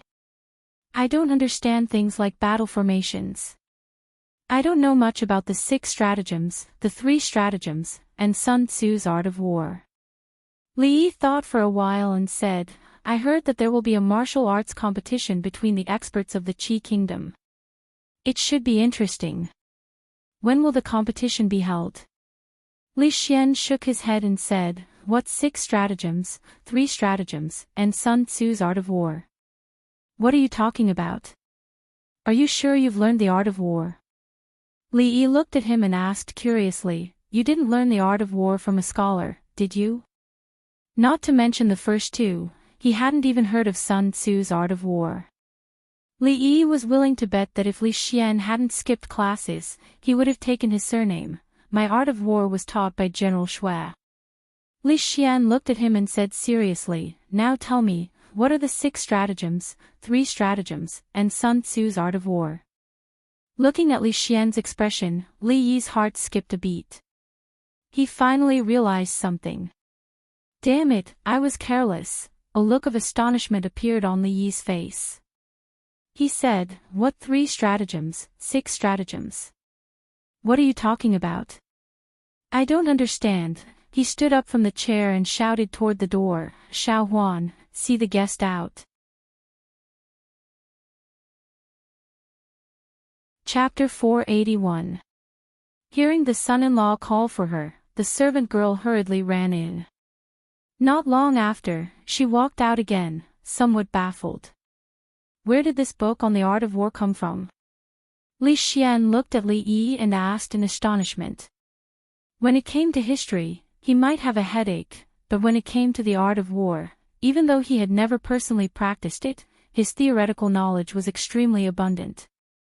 Thinking back, he studied together with more than 10 princes and descendants of generals, but old General Shui was the most strict with him. If he made the slightest mistake, he would be heavily punished. This directly caused his grades in the art of war to be even higher than those descendants of generals. Even though it could not be said that he was familiar with all the books on the art of war in this world, there were still many that he had not even heard of. Since he had already aroused Li Xian's curiosity, this matter could not be brushed aside. Li Yi sighed and said, "This is a long story. It was another bitter winter." Li Xian felt that this routine was somewhat familiar and blurted out, "No." Li Yi shook his head and said, "It was a scorching summer, even hotter than this year." One day at noon, Li Xian looked at him and asked, "Then that old man left you a few books on the art of war?" Li Yi thought for a moment and said, "If you don't believe me, I can change the story. How about changing the background to winter?" Li Xian nodded and said, "Let's go with winter." It was the coldest day of the year, and the snow blocked the mountains. The old man, under the pressure of hunger and cold, collapsed at your doorstep. Later, to thank you for saving his life, he gave you such an important thing. This would be easier to believe. After the last 2 rounds, Li Xian had a deeper understanding that Li Yi had read many books. That was why his mind always had so many strange ideas. He could compose poems, understand the meaning of the scriptures, and know that stones fell at the same time, even if he said that he really knew the art of war. What was so strange about that? Li Xian looked at him again and said, "The first round of the combat examination is the deduction of battle formations. The combat examination is different from the written examination. We can't let those famous old generals personally participate, so we have come to an agreement with the Qi Kingdom. Those participating in the combat examination must be of the younger generation. The second generation of the family of generals are all over 30 years old and do not meet the requirements. The youngest generation is about the same age as us, and there are not many who have participated in battle." Li Yi seemed to have understood something. He looked at him in surprise and asked, "It can't be that you want to participate, right?" Li Xian sighed and said, "I don't want to either, but old General Shui said that I won the written examination. If I were to lose in the combat examination, those old fellows would lose face and say that I'm stronger than those useless fellows from their family. Are you sure that reading these things will help?" Li Yi looked at him and asked, "Which great general learned this from reading military books?" Li Xian shook his head and said, "There's no need to participate in battle this time. I think that since the people of the Qi Kingdom are so confident, their opponents must not be simple. It's better to read than not." Since Li Xian had already said so, Li Yi couldn't refuse anymore. Sun Tzu's Art of War and 36 Stratagems should be 2 of the most famous military books in the future. Their contents were concise and concise.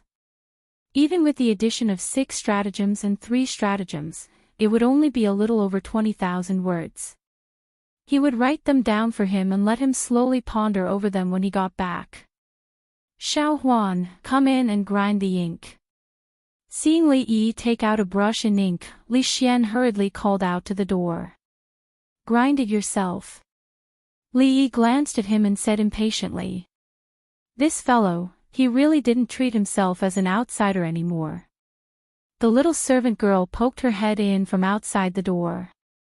Seeing that the crown prince had yet to leave, she curled her lips in dissatisfaction. The son-in-law had promised to teach her how to use the flower-flipping rope in a while, but she didn't know how long she would have to wait. The art of war is the art of deception. Good. Li Xian already had a deep knowledge of the art of war. As he grinded the ink, he watched Li Yi write. When he saw a certain part, he couldn't help but praise it. But after a moment, he frowned and said, "Sun Tzu's Art of War, why is it called Sun Tzu's Art of War? Isn't this just cursing yourself?" He still thought that there was no such thing as a snowy day or an old man who fainted in front of Li Yi's house. As for why Li Yi named this book Sun Tzu's Art of War, he showed great confusion. Then what do you think it should be called? Li Yi asked casually. In another world, the author of Sun Tzu's Art of War was General Sun Wu of the Wu Kingdom during the spring and autumn period. It wasn't clear if Sun Wu existed in this world, but Sun Tzu's Art of War definitely didn't exist. In this way, this name didn't have any meaning and would instead make people feel strange. I think. Li Xian looked at the content on the paper and thought for a moment. Suddenly, he pointed to a certain place on the paper and said, "This character is wrong." Looking at the place he pointed at, Li Yi realized that he had written too hastily just now. He subconsciously wrote a simplified character, made a cross on it, and wrote the characters that were commonly used in this world. Li Xian nodded and said, "Since this is done by the two of us together, why don't we call it Li's Art of War?" The pen in Li Yi's hand paused. He looked up at him with an incredulous expression and asked, "Done together?" Li Xian nodded, pointed to the place just now, and said, "I pointed out that you made a mistake." After saying that, he seemed to feel that it was a little inappropriate, so he thought for a moment and said, "Of course, your contribution is greater, so your name can be written at the front." After being stunned, Li Yi stood up from the chair. "Finished writing?" Li Xian looked at him and asked. "No." Li Yi shook his head, handed over the pen in his hand, and said, "Here's the pen, you write." "Son-in-law, what's wrong?" While teaching the little servant girl how to flip the flower rope, Li Yi let out a long sigh, causing her to blink her big eyes and ask curiously. "I don't know where you learned this from, but how did you become so shameless now?" Li Yi was filled with emotion. Thinking back to the first time he met the crown prince, he was so upright, so pure, but now. Before long, the generals of the Jing kingdom and His Majesty the Emperor would be able to see Li's Art of War, Plum's 36 stratagems, Plum's 6 strategies, Plum's 3 strategies, how to make plums taste good, 128 ways to cook sugar-roasted chestnuts, and so on. Thousands of years later, when people were studying the ancient military cultural heritage and an important part of the excellent traditional culture, Li Zi's works collection, they might also be able to imagine that in July of the second year of Jinghe, a famous poet, thinker, educator, writer, playwright, inventor, and military strategist of the kingdom of Jinghe single-handedly pushed forward the big event that had been controversial for nearly 1,000 years and opened the prelude to a new era. He was known as one of the top 10 people who had influenced the world since ancient times. He was most likely a time traveler, and another person who was also famous throughout the ages. What kind of clash of ideas did these two great initiators have to write such a masterpiece that has been passed down for thousands of years? Of course, experts in this field would also discuss why there was a book called How to Make Plums Well in Plum Works Collection, and why the book 128 Ways to Make Sugar-Roasted Chestnuts was not sugar-roasted plums. Furthermore, the book didn't really record 128 ways to make sugar-roasted chestnuts. Was this an oversight by the two authors, or was it an omission in the book during the process of circulation? The flower rope is new. It becomes a scarf, the scarf is broken, the thread is loose, the thread is messy.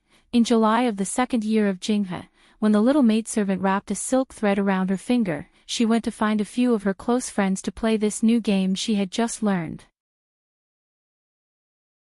She would never have thought that whether the flower-flipping rope was created by the maidservant of the great man's family would become a controversial issue thousands of years later. Chapter 482.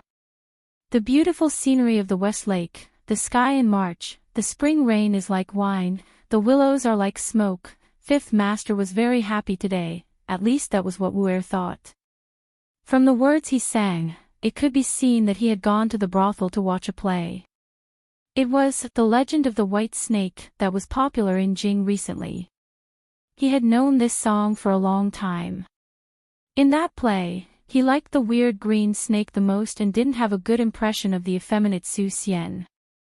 But today, The beautiful scenery of the West Lake was not important, and the play was also not important. What was important was that Fifth Master was not going to urge the government to quickly arrest the villain who had injured the little Duke. How could he have the free time to watch a play at the brothel? Could it be that he was very happy to see the little Duke lying on the bed wrapped up like a dumpling? Thinking of a rumor that had been circulating among the servants in the manor, Wu'er's expression gradually became strange. Wu'er. Just as he was thinking this, he suddenly heard Fifth Master Qin call his name. Wu'er quickly said, "Fifth Master, what are your orders? I heard that you were there when the young master was beaten up that day." Fifth Master Qin walked over, bringing with him a strong smell of alcohol. Wu'er quickly said, "I was indeed there at the time, but Fifth Master, it's not that I didn't help the young master, it's that the villain was too powerful, and I couldn't beat him." Fifth Master Qin waved his hand and said, "I don't blame you. Come, tell me in detail what happened that day." Wu'er looked at Fifth Master Qin, and his eyes flashed a few times, but his face showed an honest expression. He said, Yes, that day was like this, Miss, today, the government came again to ask about hero Jingmian. Should we temporarily remove his name from the hero ranking?" Old Man's son looked at Wan Ruoqing and asked with furrowed brows. "No need." Wan Ruoqing smiled and said, "We have nothing to do with hero Jingmian. That matter is being spread all over Jing.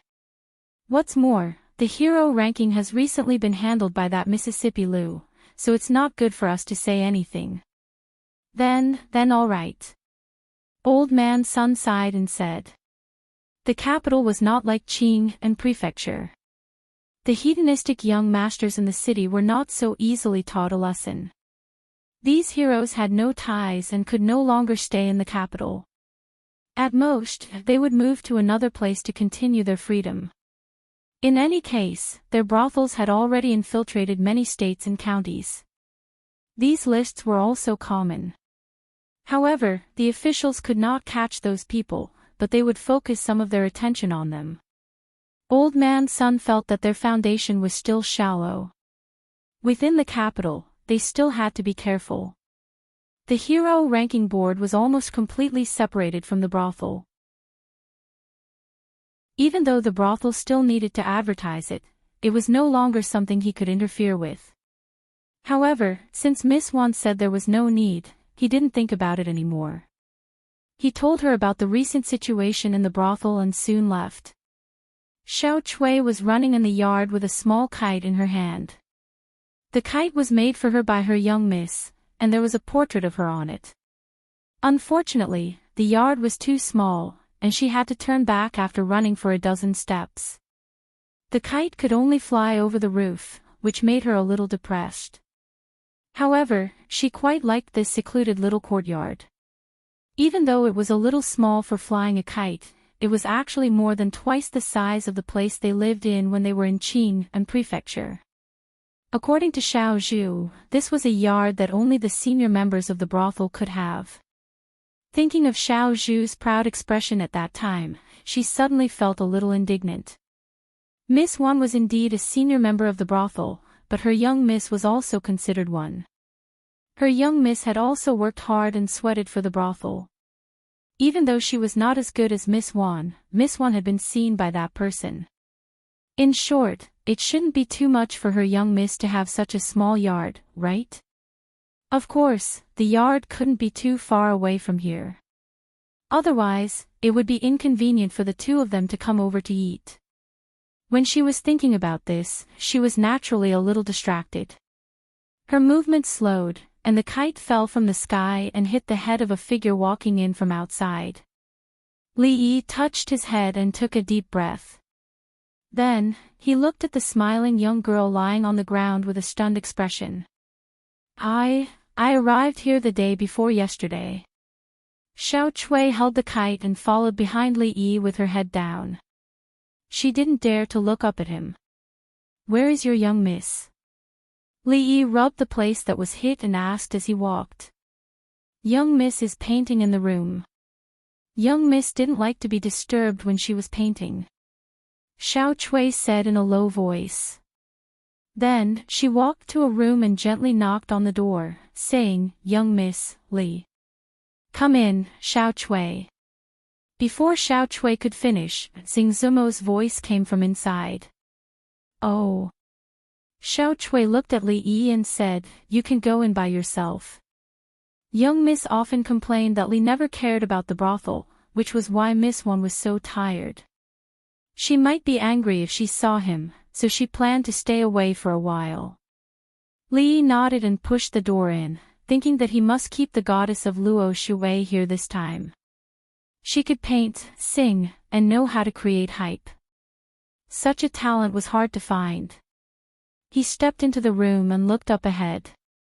He saw a smooth and flawless jade back. Xing Zumo's back was facing him, and her two hands struggled to reach behind her. She didn't look back and said, "Xiao Chui, you came at the right time. Help me tie my dudu from the back." Li Yi's expression changed. He felt that the friendship that he had built up with great difficulty was about to capsize again. Seeing that there was no movement behind her, Xing Zumo turned around and frowned. "Hurry up, what are you waiting for?" The expression on her face froze, and the words she wanted to say were stuck in her throat. Such a familiar person, such a familiar scene. The difference was that last time, she was naked, but this time, she was covered by a pink dudu. But for some reason, this made her feel even more ashamed. Li Yi closed his eyes and said helplessly, "Well, it's better. You tie it yourself." The girl squatted in the corridor outside the door, wondering why there was no movement inside. The next moment, an ear-piercing voice full of anger came from the room. "Xiao Chui." The young miss was indeed very angry, but she couldn't be blamed. She was obviously angry at Li. Why did she call her name? She stood up reluctantly and walked into the room. Seeing the young miss looking at her as if she wanted to eat her, and then looking at her clothes, she immediately realized something and screamed and ran out of the door. "Young miss, you let me in. You can't blame me for this." Not long after, the two sat in the corridor. Li Yi looked back at the door that had been closed from the beginning. He stuffed a piece of osmanthus cake that he had stolen from the kitchen into his mouth and handed the remaining piece to the girl next to him. He asked, "Do you want one?" Chapter 483. "Thank you, but no." The girl named Xiao Chui shook her head. She was not like the young miss who could never get tired of eating osmanthus cake. Li Yi breathed a sigh of relief and threw the last piece into his mouth with peace of mind. "What should I do?" the girl said with a bitter face. She could already foresee what kind of storm she would face next. She couldn't help but worry. Li Yi shrugged, indicating that he was also helpless. Although it seemed like he was taking advantage of the situation, he was able to encounter such a thing every time. Could it be considered fate arranged by God? The heavens were really kind to him. Seeing her frown, Li Yi comforted her, "Don't worry, I will explain to your young miss later. I won't let her make things difficult for you." Although in today's era, the etiquette between men and women was very strict. Not to mention being seen on the back, even if one accidentally saw a woman's feet, a stubborn chaste woman might turn around and jump into a well. However, it wasn't like he hadn't seen more exciting things before. It shouldn't be a big deal at this level. Xiao Chui glanced at him. She didn't show a relaxed expression because of the comfort just now. Of course, the young miss wouldn't make things difficult for her. Last time in the Jade Courtyard, it was already like that, and the young miss didn't scold her much. As for Li himself, it was better to pray for more luck. As if hearing the movement in the courtyard, Ruoqing walked out of the room and saw Li Yi and Xiao Chui sitting side by side in the corridor opposite. They were also holding their cheeks with one hand and had a bitter expression. For a moment, she was stunned. In the room, Xing Zumo had already put on her clothes and buried her head deep in the quilt. Thinking of how she was seen wearing her underwear, her breathing became a little short, and her cheeks began to blush. Other than that, there was nothing else. She suddenly sat up from the bed, touched her chest, and found that her heartbeat didn't speed up. The expression on her face was startled. After carefully feeling it, her expression began to change. She took out a small mirror from the corner of the bed. After looking at it, she gritted her teeth and said hatefully, Tsingzumo, are you really a shameless woman? You stay here for a while. I will go make some osmanthus cakes. We will take them with us when we leave. Seeing that Li Yi even ate the crumbs of the osmanthus cake in his hand, Wan Ruoqing smiled and said softly, then walked to the kitchen. Because he had to explain to Tsingzumo later, Li Yi decided to stay here for a while. If Tsingzumo still didn't come out when the osmanthus cake was ready, he would knock on the door. As he was thinking about this, he suddenly heard the sound of the door opening behind him. He turned around and saw that the closed door had been opened, but Tsingzumo hadn't come out. Xiao Chui pouted her lips at him and hid a little further away, meaning that he should solve his own problems by himself. Xiao of Xiao Xiao Xiao Xiao Xiao Li, Xiao Xiao Xiao Xiao Xiao Chui Xiao Xiao and of Xiao Xiao. Xiao and Xiao of Xiao Xiao Xiao. When Li Yi walked into the room, he saw Tsingzumo sitting on the side of the bed facing him. She didn't have scissors or vase in her hand. He was relieved. Li Yi walked into the room and saw Tsingzumo sitting on the side of the bed facing him. She wasn't holding scissors or a vase in her hand. He was relieved. Misunderstanding. I swear, this time is the same as last time. It is still a misunderstanding. He walked over and said sincerely. Tsingzumo had finally calmed down. When she heard him say, last time, some images appeared in her mind. Her cheeks once again flushed unnaturally, and her chest heaved up and down slightly. Li Yi saw that she seemed to be about to explode. He seemed to have thought of something and immediately said, no, this time is different from last time. This time, there is a dudu, shut up. Tsingzumo finally couldn't take it anymore. She stood up abruptly and said, get out, I don't want to see you now. Really, I only saw that pink dudu. I really didn't see anything else. Of course, Li Yi couldn't leave now. Otherwise, he wouldn't be able to explain himself in the future. This thought changed the next moment because she saw the goddess began to look around, obviously looking for something. When her gaze swept across the huge vase on the stool, her eyes obviously lit up. Li Yi raised his leg and walked outside, muttering softly, I really only saw the dudu, get out. Tsingzumo finally couldn't help but yell. Outside the door, the little servant girl sitting in the corridor shivered. Her face was full of worry. It's over. She even said, get out. This time, the young lady was probably really angry. What's so great about a dudu? Although it is comfortable to wear, it will droop after a few years. It doesn't shape at all. The effect is far worse than a bra. Li Yi muttered again and was about to walk out of the room. Wait. Hearing the voice behind him, Li Yi stopped in his tracks. He saw Tsingzumo standing by the bed, looking at him with a murderous expression. He gritted his teeth and said, come back. After being stunned for a moment, he didn't go back. Instead, he walked faster. Looking at her now, only an idiot would go back. Maybe she was hiding a pair of scissors in her sleeves, ready to die with him. The servant girl named Xiao Chui stood up from the stairs and decided to see what was going on in the room. The next moment, she saw Li walk out of the room quickly. As soon as he stepped out of the door, he was dragged in by his young lady. Then, the door closed tightly, and there was no more sound coming from inside. She grew up in a brothel. Although she hadn't had sex yet, she knew what she should and shouldn't know.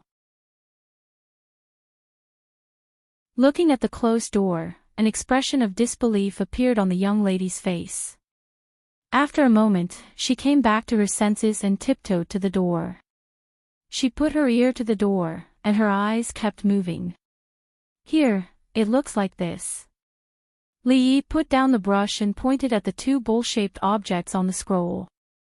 If there was no previous foreshadowing, Tsing Zumo naturally wouldn't think of other aspects. However, at this moment, her face was red. She glared at Li Yi and scolded, "Shameless." Then, she looked at him with suspicion on her pretty face and asked, "This thing really works?" "Try it and you'll know," Li Yi said. Whether it was useful or not, he would only know after using it. There must be a reason why women's underwear in ancient times was replaced by bras in modern times. Bah! I'll show you who wants to try it. Tsing Zumo glared at him fiercely and quickly hid the painting under the other paintings. Shameless! She glared at Li Yi again and gritted her teeth. Li Yi glared at her. Since when did he have this intention? Thinking that an angry woman's IQ was 0, he didn't want to argue with her. He decided to hide for now and wait for her to calm down. He quickly walked outside. When he reached the door, he turned around and said seriously, "Actually, to be honest, pink doesn't really suit you." A trace of confusion appeared on Tsing Zumo's face at first, but the next moment, she realized what he was referring to. Her pretty face instantly turned bright red. She grabbed the pillow on the bed and threw it at him. "Get out!" The door suddenly opened. Xiao Chui's face was still pressed against the door. She lost her support and fell into the room. Bang! Although the pillow was very soft, it was still a bit dazed when it hit her head. Xiao Chui climbed up from the ground, holding the pillow in her hand. She looked at her mistress, and then at a certain person whose figure had already disappeared. Chapter 484. In the small courtyard, Wan Ruoqing watched Li Yi run over quickly and take away the food box in her hand. After saying "thank you," her figure flashed again and disappeared outside the door. What's going on? Her face was full of surprise. After looking at the door for a long time, she shook her head and walked to Tsing Zumo's room. "Miss, I didn't know." Xiao Chui hugged the pillow, turned around, looked at Tsing Zumo, and said pitifully.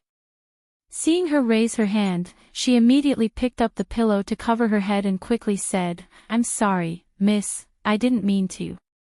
I didn't know you were changing clothes. What's wrong with Xiao Chui?" Wan Ruoqing walked in from outside and saw her with the pillow on her head. Tsing Zumo's hand didn't fall on her head. After glaring at the girl, she said, "Nothing. Xiao Chui, you go out first. I have something to say to Sister Ruoqing." "Oh." The girl, who knew she had sinned deeply, responded, walked out with the pillow on her head, and didn't forget to close the door. "Did Xiao Chui make you angry again?" Wan Ruoqing looked at her and asked with a smile. She knew that Xiao Chui's mind was a bit muddle-headed and would often do some things that made people not know whether to laugh or cry.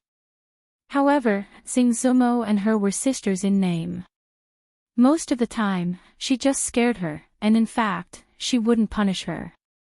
"Let's not talk about this." Tsing Zumo shook her head. No matter how close she was to Wan Ruoqing, she couldn't know what just happened. She looked in the direction of the door and said mysteriously, "Come here, I'll show you something." Seeing her take out another painting from under a few paintings like a thief, Wan Ruoqing took a look and wondered, "What is this?" Tsing Zumo leaned close to her ear and said a few words with a blushing face. Wan Ruoqing was stunned, and her neck was also covered with a layer of pink. She said, How did you think of this? How are you going to wear this out?" "Isn't it? Of course I won't wear it." Tsing Zumo pouted and said, "But there are no outsiders at home. It's not like you don't know how hard it is to wear a corset all day. If this continues for a few years, it will it will, but us women, aren't we all like this? Wan Ruoqing's face was still pink. Why should we women be like this? Xing Zumo raised her eyebrows and said, at that time, what kind of woman are we? It is because we are women that we need to know how to protect ourselves. When Xing Zumo began to say this, she thought that it was Li Yi who was a man who had said these words. She felt a little strange. After she repeated those words, she realized that she had been convinced by herself. This was something that benefited all the women in the world. As a woman, what was there for her to be embarrassed about? Will it really work? Wan Ruoqing's face was a little less shy as she looked at her and asked. We'll know after we try. Speaking of this, Xing Zumo's expression was a little unnatural as she gritted her teeth. Wan Ruoqing thought about it and said, if you like it, then do it. In addition to those entertainment programs, the brothel also had a lot of businesses. Although most of them were arranged by Li Yi, she had always been in control of the overall situation. She was also a little tempted by what Xing Zumo had said. If what she said was true, it could be imagined that this new type of underwear would be very popular, even surpassing today's perfume. However, who are we going to sell it to? I'm afraid the women in the capital won't accept it immediately. A mysterious smile appeared on Xing Zumo's face and she said, you don't have to worry about this. The Jadeite brothel had moved to the capital. As long as she told the brothel keeper that the girls wearing these new underwear could attract more customers, she was willing to provide a dozen pieces for free for the sake of their past friendship. Wouldn't the brothel keeper, who had always valued money more than her life, go crazy? At that time, she could spread the news that the Jadeite brothel had a treasure to attract customers. Those brothel keepers from the Manchun brothel, Golden Phoenix brothel, and Swallow's brothel would all come knocking. It had to be said that this kind of underwear was much more tempting to men than the underwear. When those men who frequented brothels got used to this new type of underwear, if they knew there was such a shop in the capital, they would urge their wives and concubines to buy it. Everything else would follow naturally. When Wan Ruoqing walked out of Xing Zumo's room, Xiao Chui walked into the room with a pillow in her arms. She saw Wan Ruoqing sitting at the head of the bed, folding up her favorite pink underwear and putting it in a box.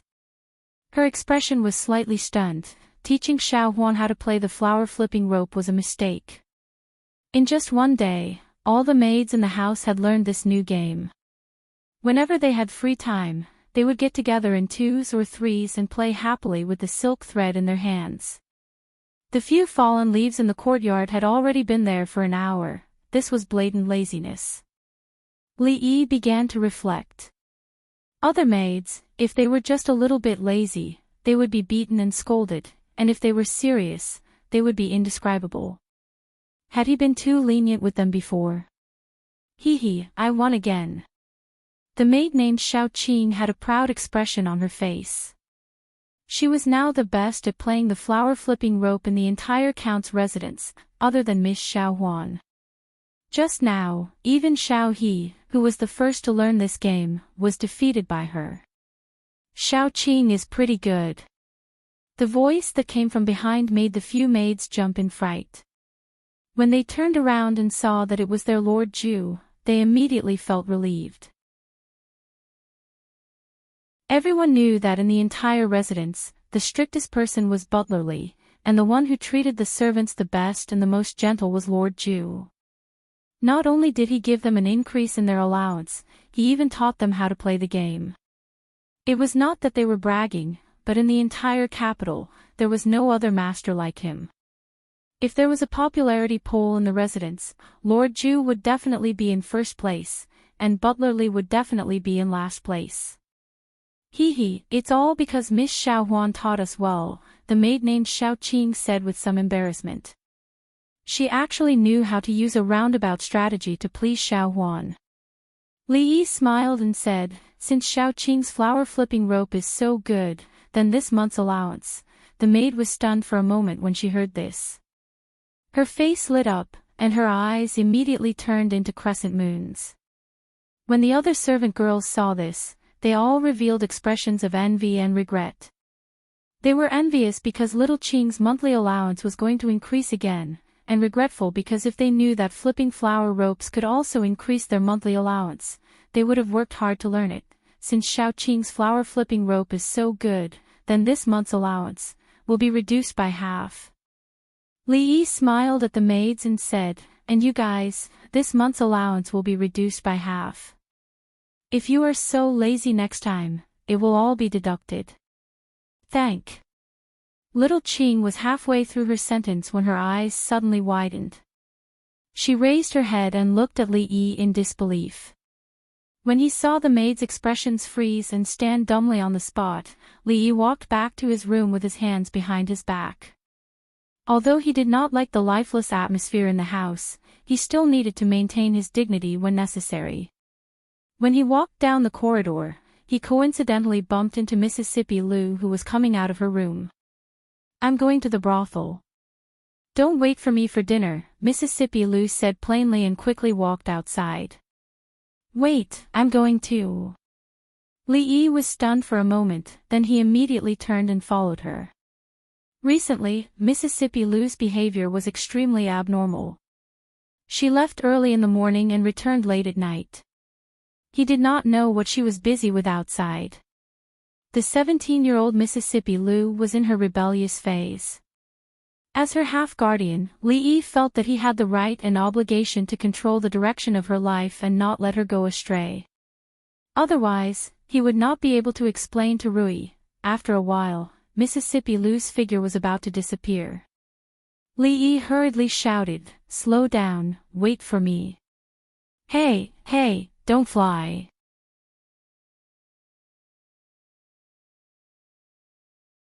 Chapter 485. There were all sorts of people in the brothels, and all sorts of people mixed together. The government often neglected to discipline them, causing the brothels to be abnormally chaotic. Even some of the brothels in the capital city could not avoid becoming a place of filth. There were countless robbers and prostitutes. At this time, outside the capital city, there was a large brothel. Although the flow of people was endless, it was still orderly. Even the most ferocious idlers and ruffians in the vicinity didn't dare to cause trouble here. Ever since the leader of a small gang in the city made a move on a female performer in this brothel, his legs were broken and he was thrown outside the brothel. That small gang wanted to take revenge, but they only spread the news. Before they could put it into action, dozens of people in the gang were tied up like dumplings and hung on the wall overnight. For a time, all the ruffians and idlers in the city turned pale when they heard the word brothel. Heroine Lu. "Hello, Miss Lu." "Greetings, Heroine Lu." Li Yi followed behind Mississippi Lu. Along the way, he was dumbfounded. Before they even stepped into the brothel, countless people greeted Mississippi Lu. Regardless of gender, age, or gender, they all looked at her with respect. If it were not for the fact that the arena was still there, with two people moving around on the stage, and Lu Mang guarding below the stage, ready to rescue them at any time, Li Yi would have thought that he had come to the wrong place. What was going on? Although back in Qing and Prefecture, Mississippi Lu was quite famous in the brothel, it was not to this extent. With a command? No, there was no need for a command, the martial artists all bowed down to her. How was this Heroine Lu? This was clearly the attitude of the leader of the martial world. "Greetings, leader." It was not until a middle-aged woman with a sword on her back bowed to Mississippi Lu that Li Yi could not hold it in any longer. "What is going on?" Mississippi Lu glanced at him and said, "I still have things to do. You can find a place to play." After that, she left with the other women, quickly disappearing from Li Yi's sight.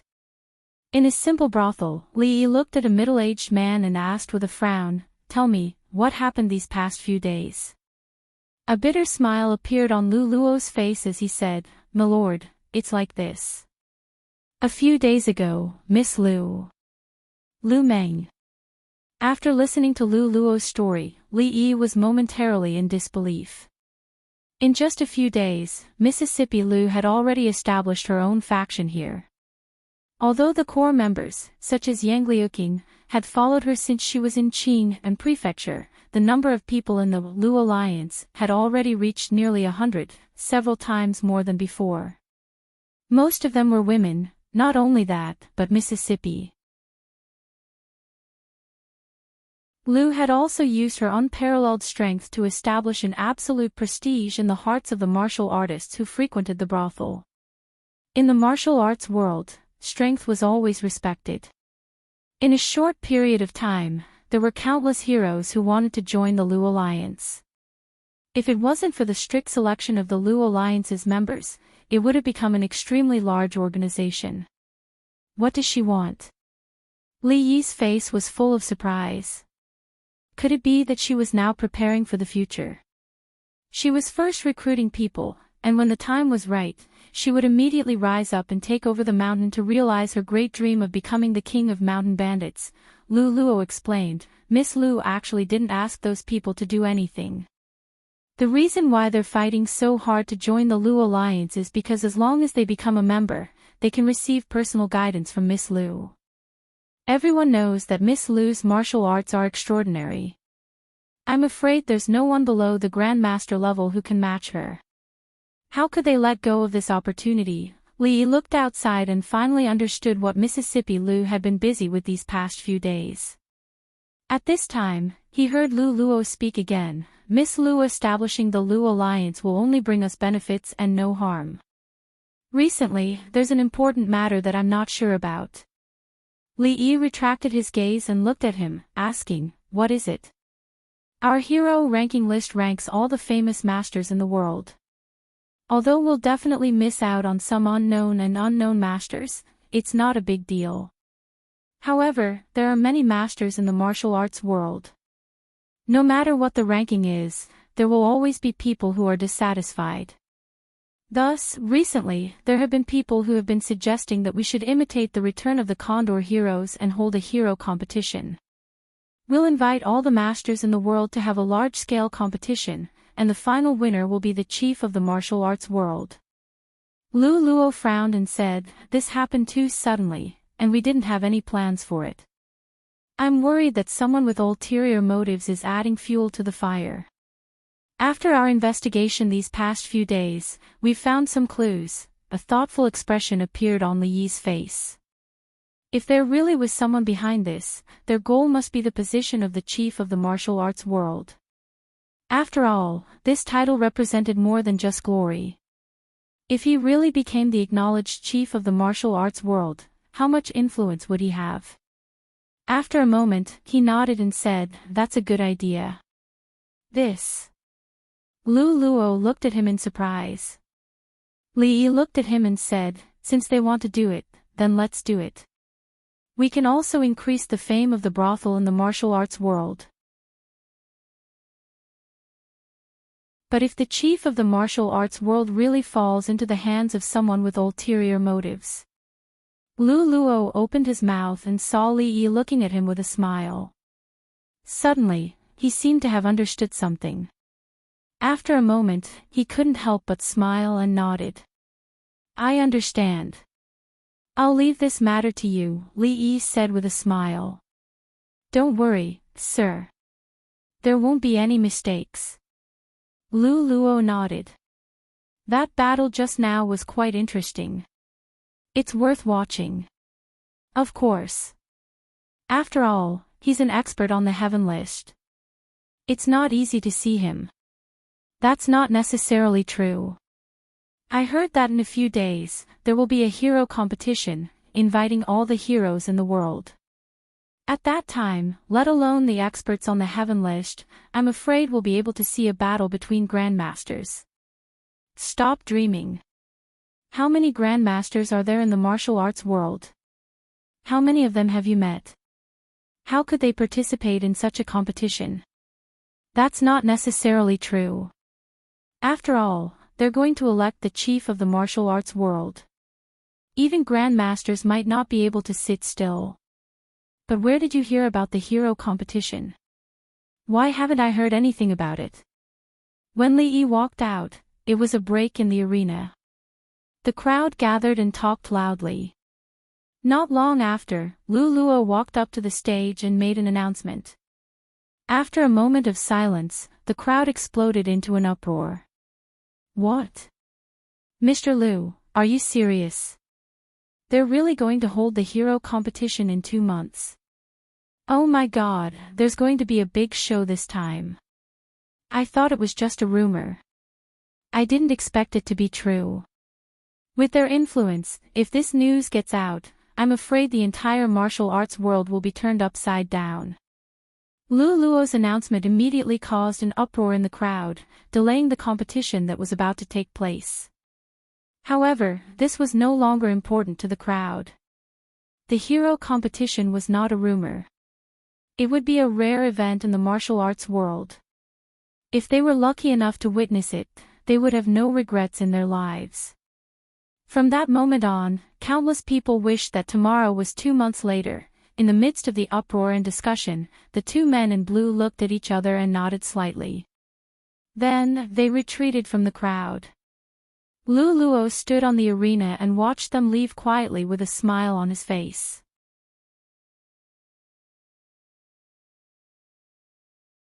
Chapter 486. The Hero Competition. Mississippi Lu leaned against the door with her sword in her arms. She looked at Li Yi and asked, "What on earth do you want to do? Don't you think it's fun to be the chief of Wulin?" Li Yi said without raising his head as he was organizing the new mathematics textbook. "Chief of Wulin? You?" Mississippi Lu's tone clearly expressed her attitude. "Of course, not me." Li Yi knew his own capabilities very well. He raised his head to look at her and said, "I still have you. What's so good about being the chief of Lu League? The chief of Wulin is more domineering." "It'll make me look better," Mississippi Lu frowned slightly. Although she was also tempted by this suggestion, she didn't think she could defeat a guru as she hadn't touched the threshold of that realm yet. If there really was a master like the Taoist nun she met last time, wouldn't all her efforts in these days be in vain?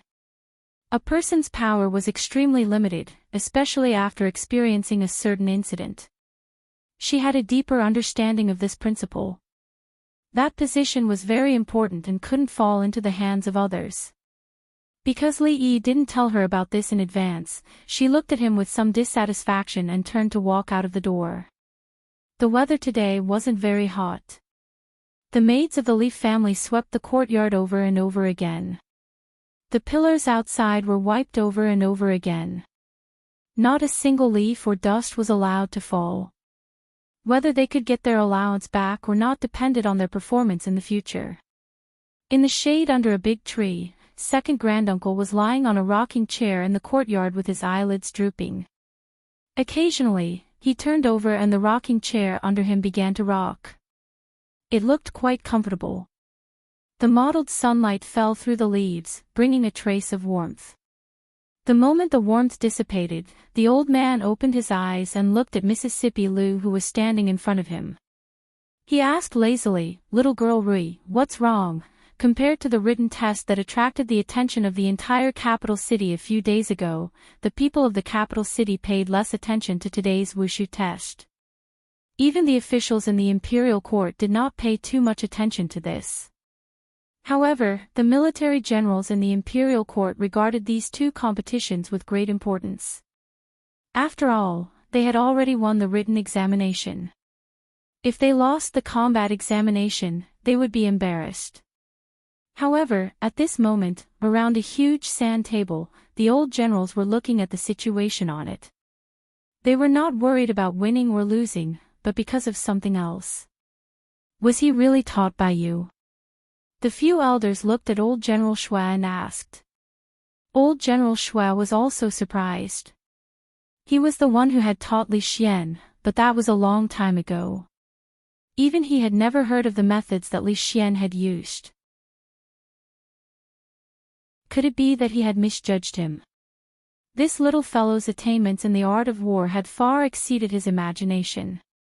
The forehead of the young man from the Qi kingdom was already covered in sweat. He felt that today's battle was the strangest he had ever encountered in his life. The opponent's methods were so mysterious that he had never seen anything like it. Fortunately, the scene before him was just a simulation. If the Qi and Jing kingdoms were to fight, the soldiers of the Qi kingdom would definitely be at a disadvantage on the battlefield.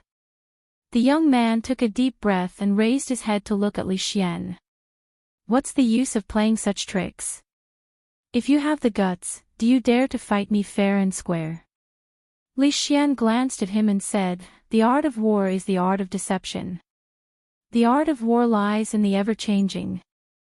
If this was on the battlefield, you would have died 8 or 10 times over. What chance would there be for you to fight fair and square? Old General Xuan nodded and looked at the few old generals. He stroked his beard and said, what do you think? The student that I have taught is not bad, right? The art of war is the art of deception. Impressive.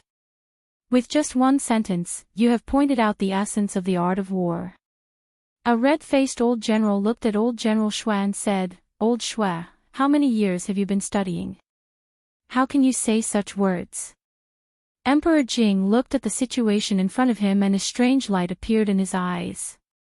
He said, my 2 beloved ministers, please be quiet for now.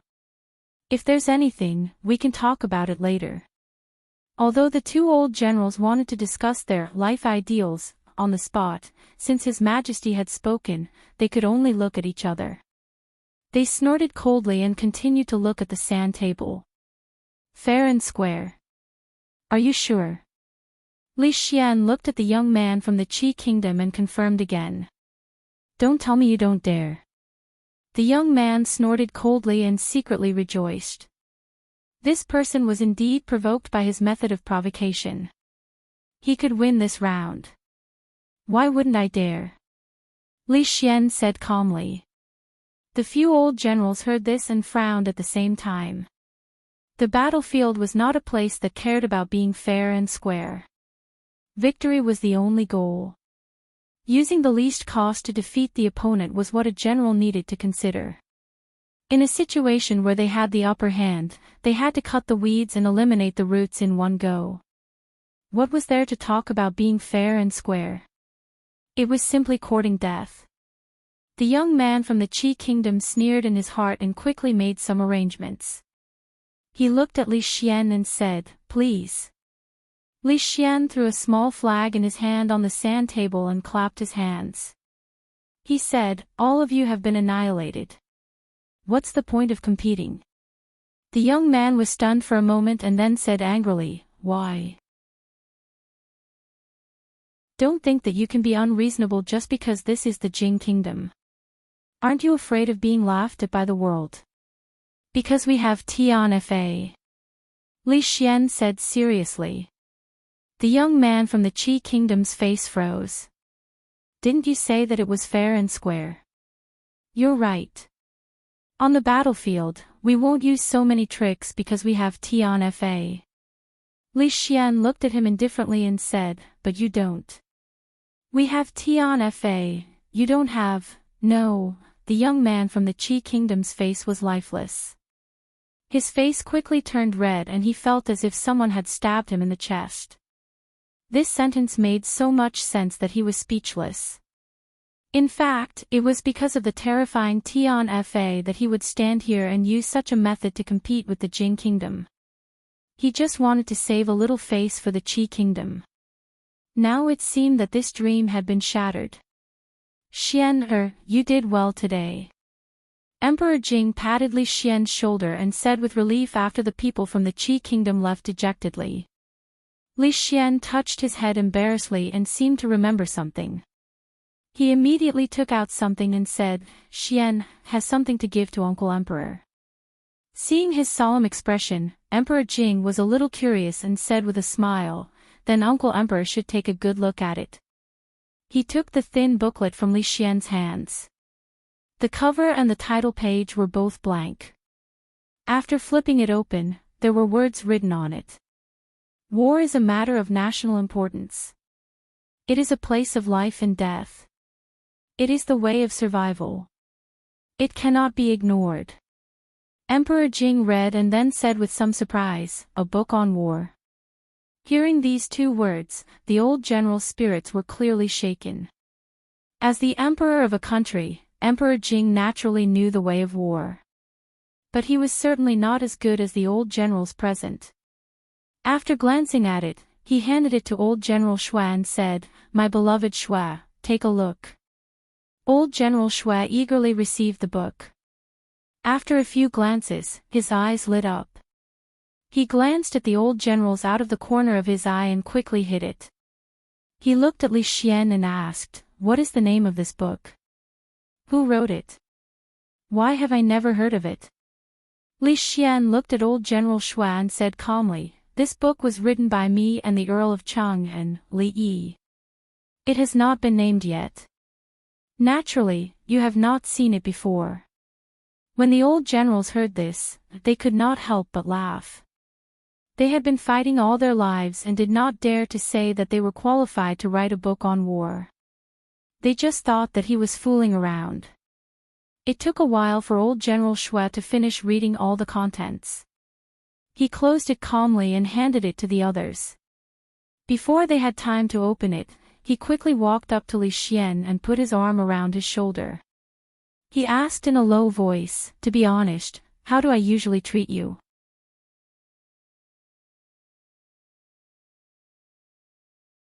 Chapter 487. Li Xian was a little stunned by old General Shui's sudden question. He subconsciously recalled what had happened before. After the princes and descendants of the generals left school, he was the only one left in the empty hall by old General Shui. He struggled to read through the books on the art of war. He could only return after he understood the meaning of every sentence. Every time he tested everyone, his questions were always much more difficult than the others. When he fought with the king of Shu, he and the other generals laughed and watched the show. Thinking about it, old General Shui's previous treatment of him was actually not bad. He sighed and said against his will, "I am indebted to old General Shui for taking care of me. Li Xian will remember it." Old General Shui clearly did not hear the emotion in his voice and laughed. He looked at him and said, "Look, you and that Li brat are still young and have never been on the battlefield. Although it is not easy to write such a military book, there must be many flaws. How about this, let this old man bring this book back and help you fix it. I do not need any reward. When the time comes, you just need to add my name at the end. What do you think?"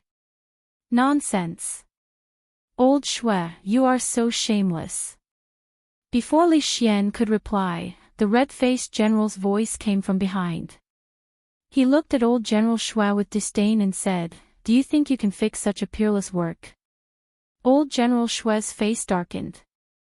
For a moment, he forgot that Emperor Jing was still present. He said angrily, "Ma, stop talking nonsense.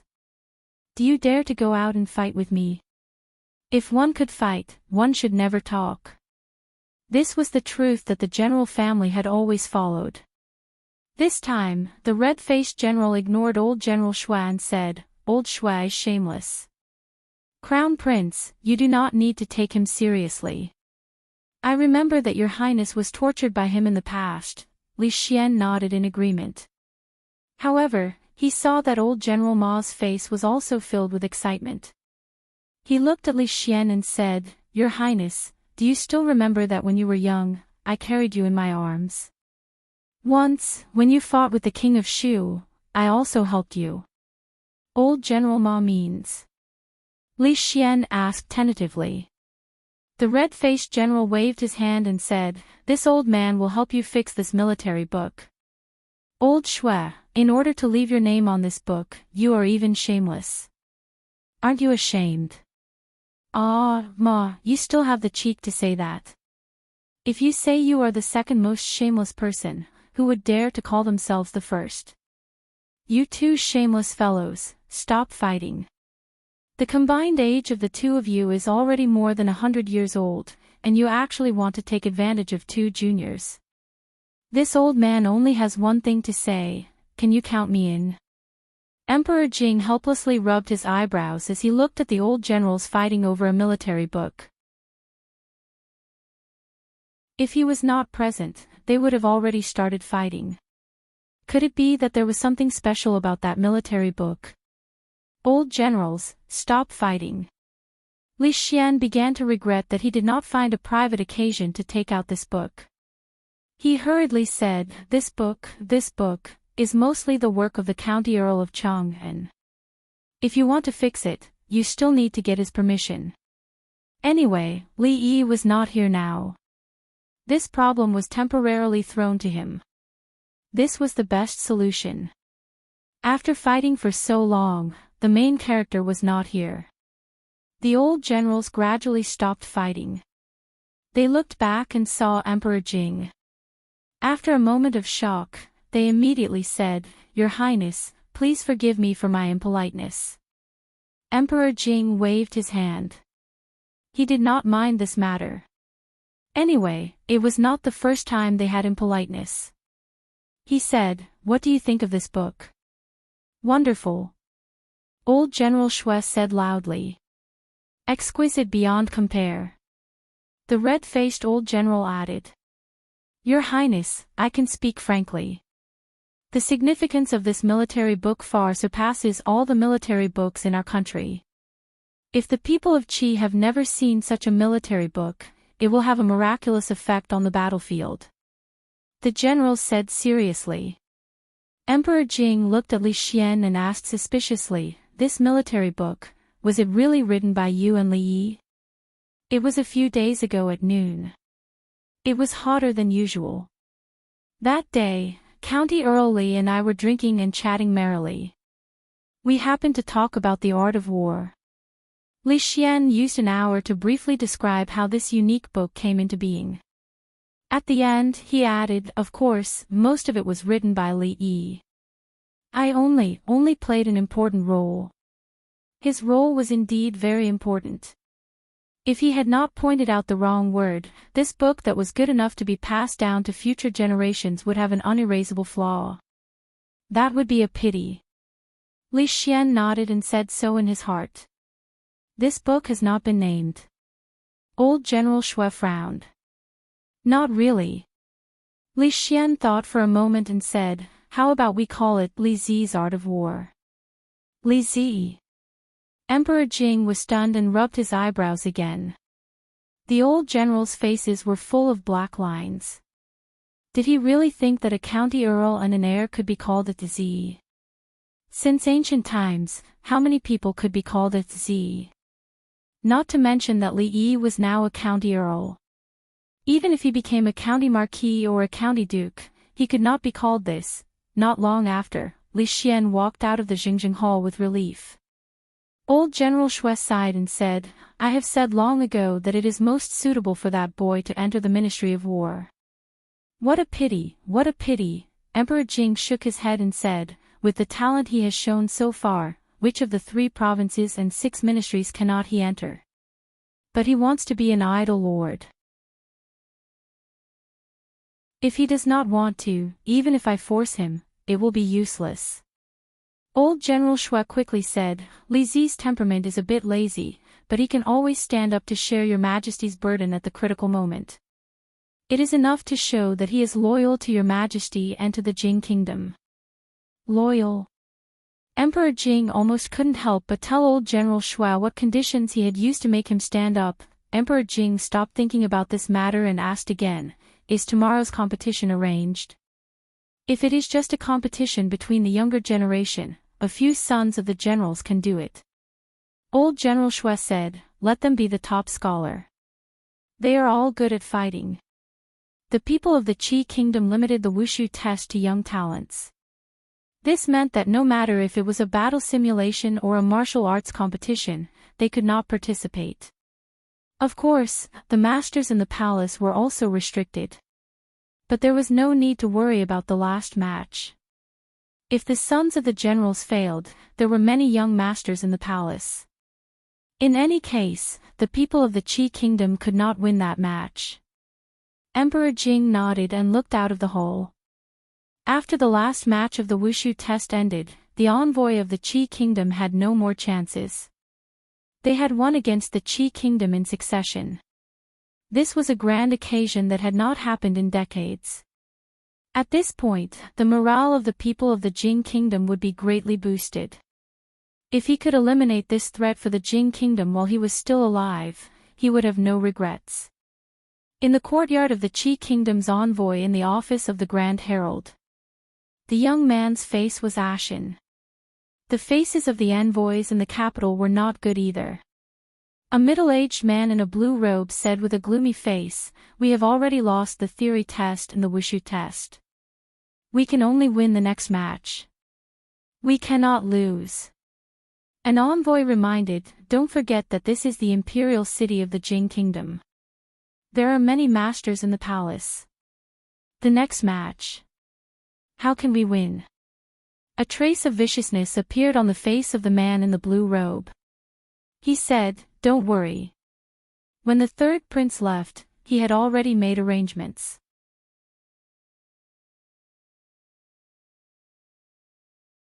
Chapter 488. Hearing the blue-robed man say that the third prince had already made arrangements for his departure, everyone looked at each other. Their faces were filled with joy, and they finally felt relieved. Since it was the third prince's arrangement, they had nothing to say. They just had to see who won and who lost. Not long after, everyone dispersed. The blue-robed man returned to his room without a word. He raised his head and saw two figures standing in the hall. His expression immediately changed, and he closed the door. He turned around and bowed, "Greetings, Your Highness." "Greetings, purple-robed messenger. Has everything been arranged?" The purple-robed man looked at him and asked. Replying emissary, "Everything has been arranged."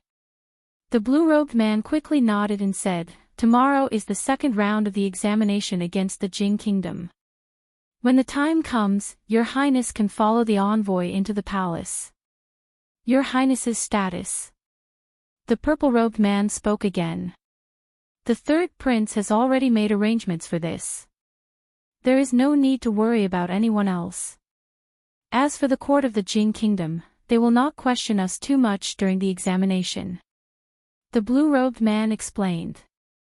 He then hesitated. "However, the two countries have already limited the competition to the young talents. Your Highness, I'm afraid. Your Highness will make arrangements for this. You may leave." The purple-robed man waved his hand. The blue-robed man immediately left, but he did not go far. He sat at a stone table in the middle of the courtyard, paying attention to what was going on. After the blue-robed man left, the purple-robed man spoke again. "Your Highness, the palace is heavily guarded. The Emperor has many highly skilled fighters by his side.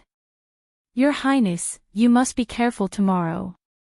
The middle-aged Taoist nun in the loose Taoist robe naturally knew that the imperial palace was heavily guarded and that there were many masters. Even though she was a grandmaster, it was impossible for her to sneak in without making a sound. She did not answer directly, but after a while, she asked about another matter. "These 2 days, the believers in the capital have been talking about the Empress of Heaven." The purple-clothed man's expression froze, and he immediately said, "Yes, on that day, there were nearly 100 people who saw the Empress of Heaven. It was impossible to hide it. Among them, there was a person who was skilled in painting, and he drew a portrait of the Empress of Heaven. It spread among the believers, and I'm afraid that it won't be long before not only the capital, but even believers in other places will hear of this matter." Thinking of the scene he saw with his own eyes that day, a trace of disbelief appeared on the purple-clothed man's face, and then he said, "It was this subordinate's carelessness that caused today's chaos.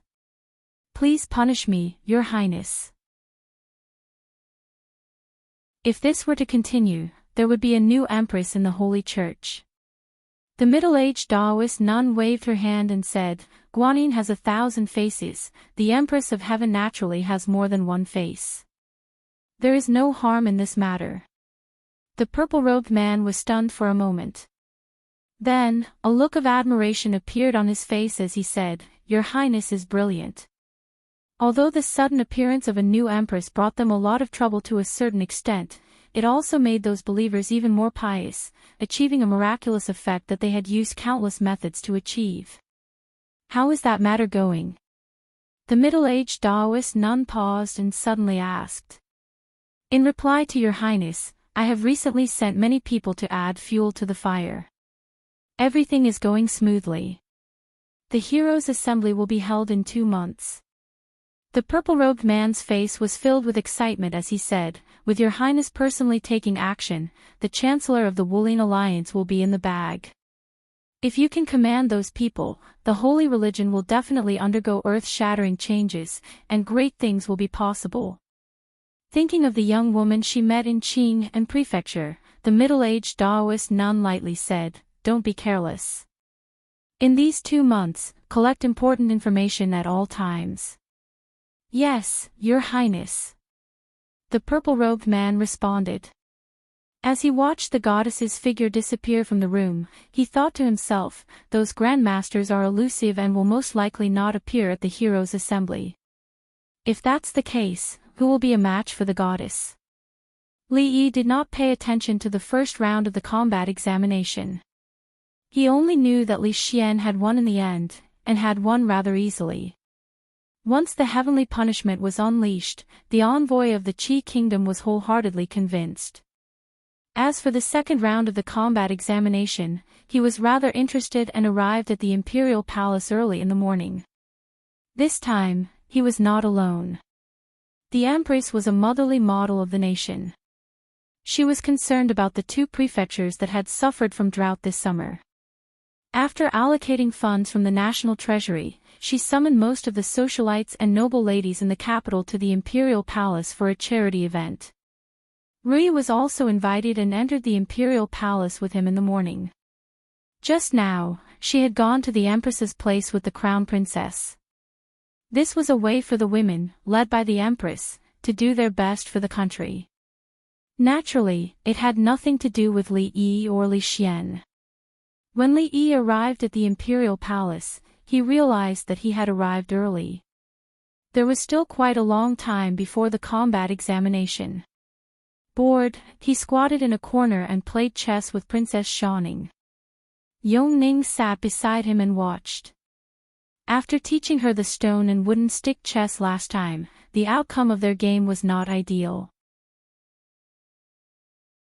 This time, Li Yi would not continue to seek abuse and taught her a new game of beast chess. Because the rules of this game were simple and easy to learn, Princess Xiaoning lost a few games when she was not very familiar with the rules.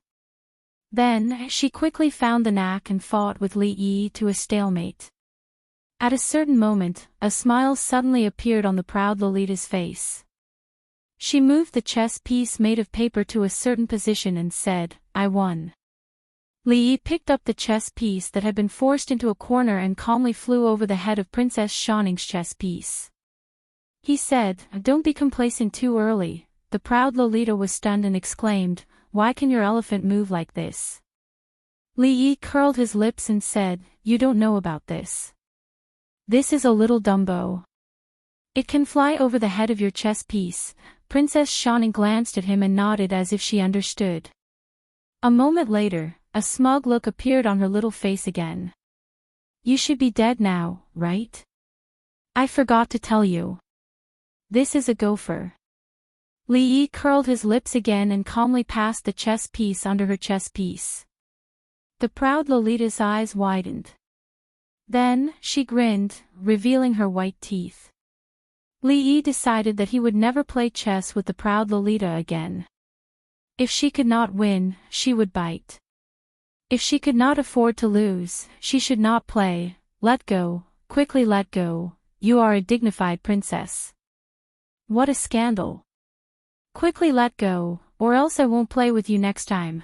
Just as Princess Xiaoning was biting Li Yi's arm and refusing to let go, the envoy of the Qi kingdom slowly stepped into the palace after being checked by the guards. The blue-robed man walked in front with a calm expression. Occasionally, he would glance to his side with a hint of respect. The few envoys of the Qi kingdom followed closely behind him. Occasionally, they would turn back to look at him with doubtful expressions. At the very back of the group was a pair of strangers. They were very young and looked to be in their early 20s. The young man looked around and there was a deep hatred hidden in the depths of his eyes. The woman, on the other hand, had a calm expression on her face. Her gaze was deep and unfathomable.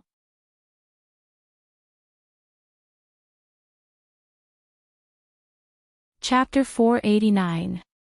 The Tsundere Loli was like a tigress that wouldn't let go once she bit him. Li Yi had no choice but to use his trump card, the great tickling technique. Princess Shining finally let go after a scream and jumped to the side. She crossed her arms in front of her chest to protect herself and glared at Li Yi fiercely. Father said that you want to bring Yongning out of the palace. Li Yi then realized that the reason for the little tiger's anger wasn't because she couldn't take a loss.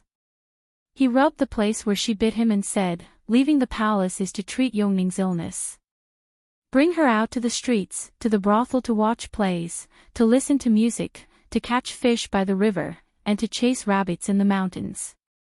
This will alleviate her illness. This is what His Majesty promised: go out to the streets, to watch plays, to listen to music, to catch fish and rabbits. The Tsundere Loli mumbled. These. She had never done any of these things in her life. After a moment of shock, her eyes were filled with anticipation as she said loudly, I don't care, I want to go too. I want to catch fish and chase rabbits too. But, His Majesty will not agree. Li Yi sighed. In order to bring Yongning out of the palace, he had already paid a huge price. He had no choice but to be high-profile twice before the old emperor changed his mind. If he brought another princess out of the palace, it would be strange if the old emperor didn't cut him into pieces. I'll go beg father. A trace of determination flashed across Princess Shining's little face as she quickly ran away. Li Yi had just heaved a sigh of relief when he felt a heavy pat on his shoulder. Turning around, he saw old General Shui looking at him with a smile on his face. He suddenly had a bad premonition. Before he could greet him, old General Shui grabbed him by the shoulders and dragged him to a secluded corner of the wall. With a bright smile, he said, little Li, not bad. His Majesty's 3 princesses are so close to you. What is it about you that attracts the princesses? Old General Shui's behavior made Li Yi very worried. He thought for a moment and said, Old General Shui, if you have something to say, just say it. Was that book really written by you?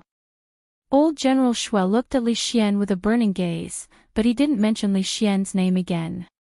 After all, he knew the capabilities of his own student, but he still couldn't believe that Li Yi could create heavenly punishment, understand poetry, and understand the meaning of scriptures. These were far from enough. Even his attainments in the art of war made them, who had been through hundreds of battles, blush with shame. This made these old fellows feel like they had been living like dogs for the past decades. No. Smelling a hint of trouble, Li Yi said straightforwardly. No.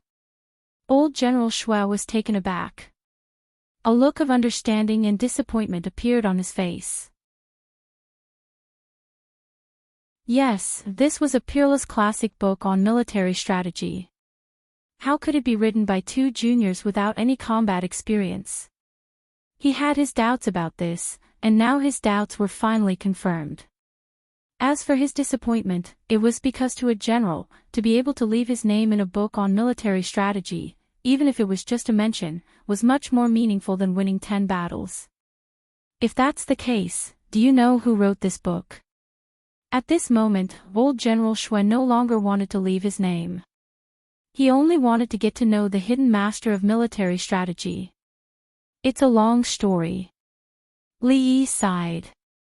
I vaguely remember that it was a snowy winter. Old General Shui listened in a daze before his expression suddenly relaxed. He patted Li Yi's shoulder again and said, This old man is not shameless enough to compete with the younger generation for merits. This old man only has one request, and that is to add this old man's name in that military book. Just mention it once, he was an old general after all. His foresight was far more accurate than Li Xian's. This was the first time that old General Shui had such a serious expression. Li Yi sighed in his heart. The fact that Sun Tzu's art of war could be passed down for more than 2,000 years and still have such a great reputation was enough to prove its significance. It would definitely become a classic for future generations to study. Even a mention of its name would be taken as an allusion. Those researchers would probably even dig up old General Shui's life.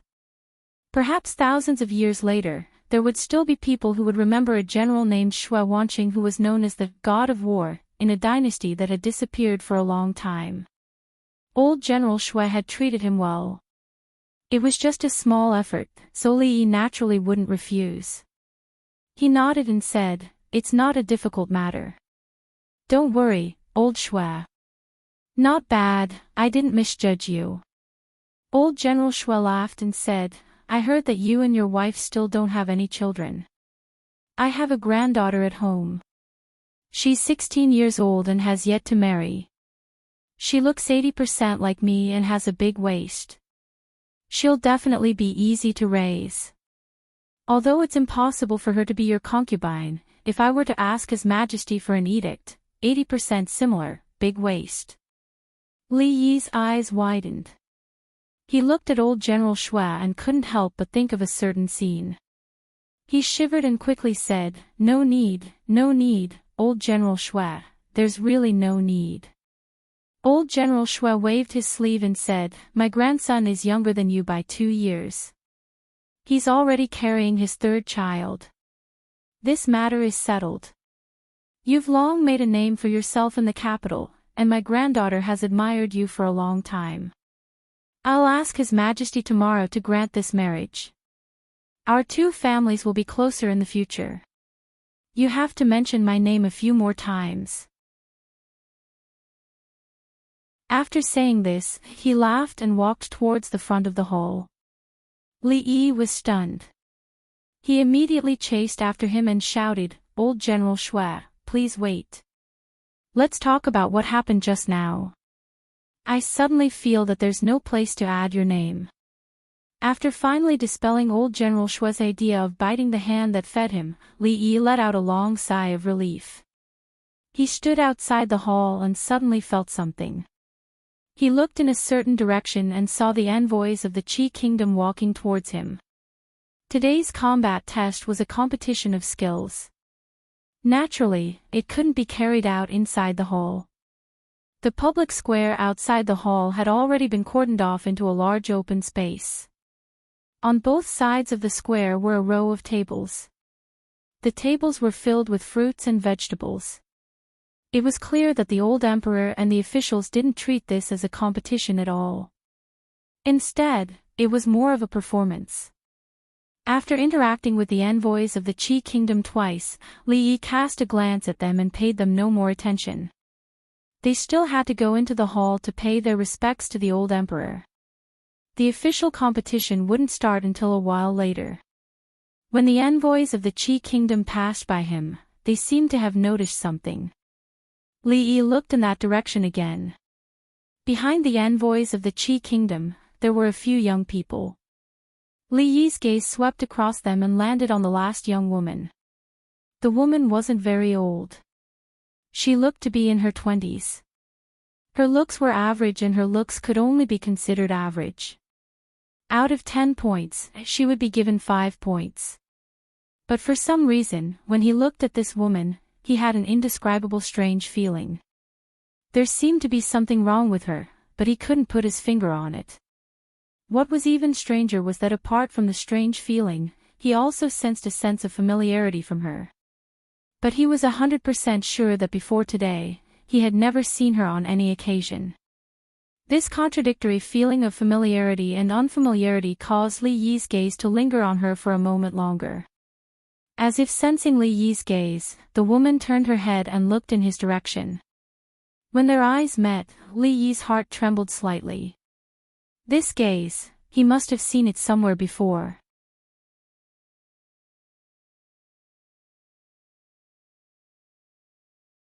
Chapter 490.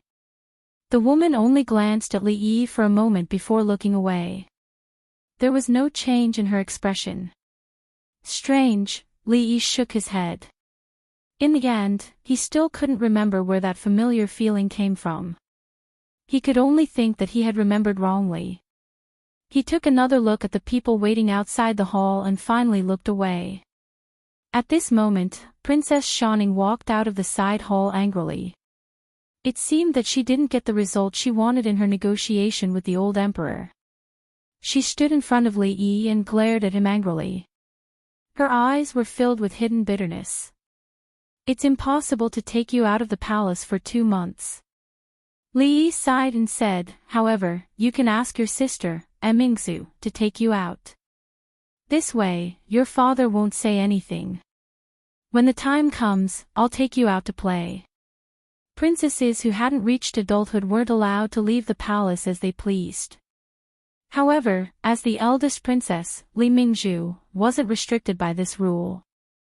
She could even go to Qing and prefecture alone and work as a lowly bailiff in the Anshi Yamen. This wasn't the first or second time she'd brought a proud Lolita out of the palace to Li Xian's estate. Princess Shining's little face revealed a satisfied expression. She glanced at Li Yi and walked over to hold Yongning's hand. She said, ignore him. Let's go play over there. Li Yi heaved a sigh of relief after finally settling the matter with the little Lolita. At this moment, morning court had just begun. Although it wouldn't last very long because there was still a competition, he, who didn't need to attend court, felt a little bored at this moment. This is the Li Yi that I told you about. At this moment, Li Xian walked over with a few young people. So this is County Uncle Li, a rough-looking young man with a face full of stubble beside Li Xian cupped his hands and said, my grandfather often mentions you in front of me. Today, I finally get to see you in person. Li Xian introduced, his name is Shui Yong, the eldest grandson of General Shui's family. Looking at Brother Shui's appearance, Li Yi once again felt that it was the right decision to reject old General Shui's kind intentions. According to old General Shui's description, Brother Shui's appearance was similar to his sister's. Brother Shui. Li Yi also cupped his hands. The two of them were now acquainted. Li Xian then introduced the others one by one. They were all descendants of generals, and the candidates for today's competition would be chosen from among them. Regarding Li Xian's social circle, Li Yi felt that it was rather strange. He was the son of a prince and could be considered half a member of the royal family, but he didn't have much of a relationship with the many princes in the imperial court. Instead, he mingled with the descendants of generals. It was obvious that old General Shui and the other old generals seemed to be taking care of him. However, no matter what, among the hundreds of officials in the imperial court, other than the Li family, the ones he was closest to were the families of generals. He warmly exchanged a few words with them. Not long after, he saw Chang De and a few gray-clothed men walking over to him. Steward Chang. The descendants of generals all bowed when they saw Chang De. There was even a hint of fear in the depths of their eyes, which surprised Li Yi. Chang De nodded. When he passed by them, he suddenly reached out to grab Shui Yong's shoulder. Shui Yong's expression changed. He dodged agilely, but his shoulder was still firmly grabbed by Chang De. Chang De frowned and said, have you slacked off again these days? Shui Yong's expression was bitter. He was about to speak when Chang De waved his hand and said, prepare well for the competition later. Don't embarrass General Shui. Chang De left quickly after saying this. The men in gray quickly spread out on the square in front of the hall. There were also palace guards scattered everywhere, responsible for the security of the venue. Seeing Chang De standing nearby, the descendants of generals didn't dare to continue chatting. They dejectedly found a place further away from him. It looked like there were more than 1 or 2 people who disliked Chang. Li Yi slowly walked over. Before he could speak, Chang De glanced at him and said, this old man has never heard of the Sunflower Manual, and I've never said our. I don't even know what the BCS sword manual is. Do you have any more questions? Steward Chang. You're a grandmaster, right? Li Yi asked as he walked over. Chang De glanced at him and didn't answer, implying that he was right. Although he had already guessed it, Li Yi was still somewhat astonished after it was confirmed. Even Mississippi Lu hadn't reached that level, so he probably didn't have much hope in this lifetime. However, this didn't stop Li Yi from being curious. Although Rui had also reached this level, she was still young and didn't have much experience. Chang De was different. He had lived for so long and lived in the palace, so he probably knew many things. This made Li Yi's curiosity overflow. He looked at Chang De and asked curiously, Steward Chang, what's the level above Grandmaster? The pugilistic world had always tacitly agreed that Grandmasters were the strongest, but didn't they say that martial arts had no limits? Logically speaking, Grandmaster shouldn't be the end. Perhaps the next level was shattering the void and going to another world. For example, Earth in the 21st century. After experiencing the unimaginable thing of transmigration, Li Yi felt that no matter how wild his imagination was, it wouldn't be too much to ask. Chang De glanced at him and said lightly, Grandmaster is just a title for those who have almost eliminated all their flaws and achieved great success in martial arts. It's not a realm. There's actually no clear division of realms in the pugilistic world.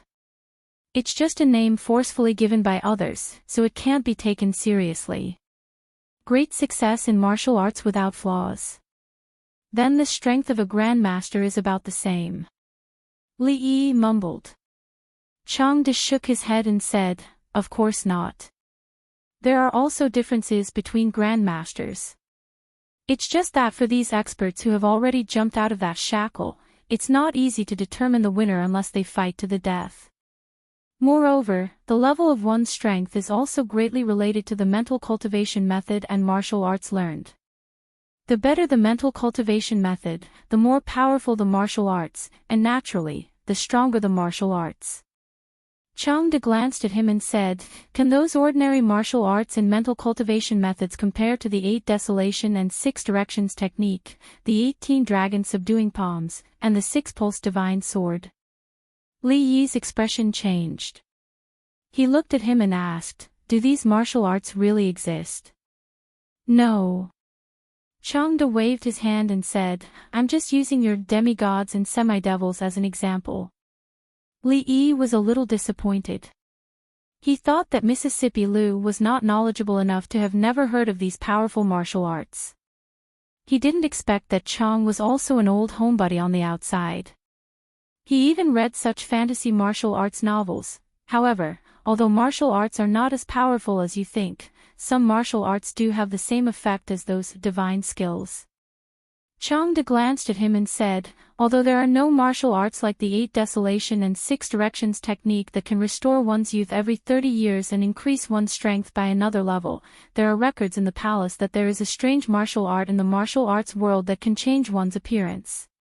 Even an old man can recover his youthful appearance in a short period of time.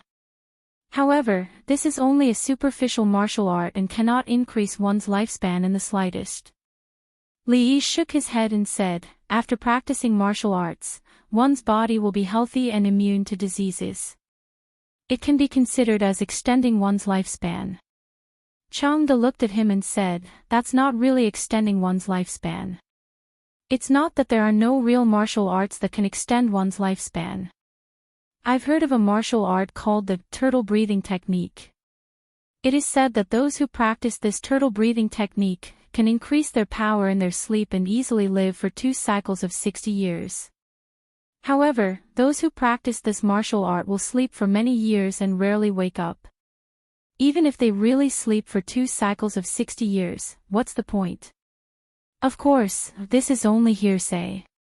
At least, I've never seen it. Li Yi nodded repeatedly. He thought that Chang was indeed knowledgeable. These were things that Mississippi Lu and Rui did not know. Sometimes, he could not help but ask second-grade uncle about it out of curiosity, but the old man would fall asleep after a few words. Li Yi's many doubts were all answered by Chang. Unfortunately, when he wanted to ask more questions, many figures began to walk out of the hall.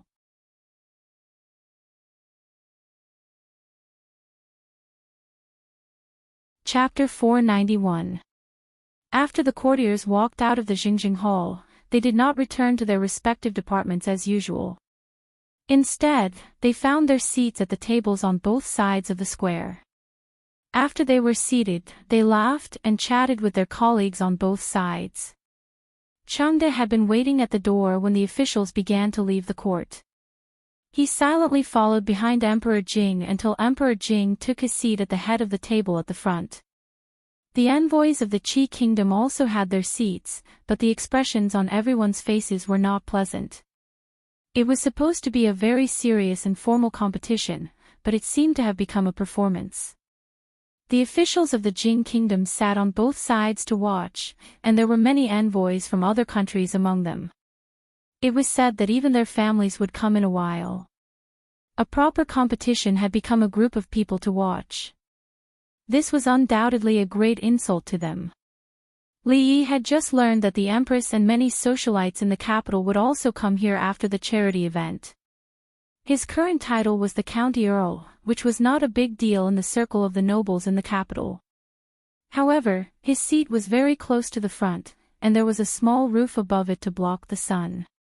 There were not many people with this privilege, and there were only about a dozen of them in the audience. Naturally, the county earl did not have this privilege, but Li Xian did. The position here was big enough, and the view was wide enough. It was a rare treasure.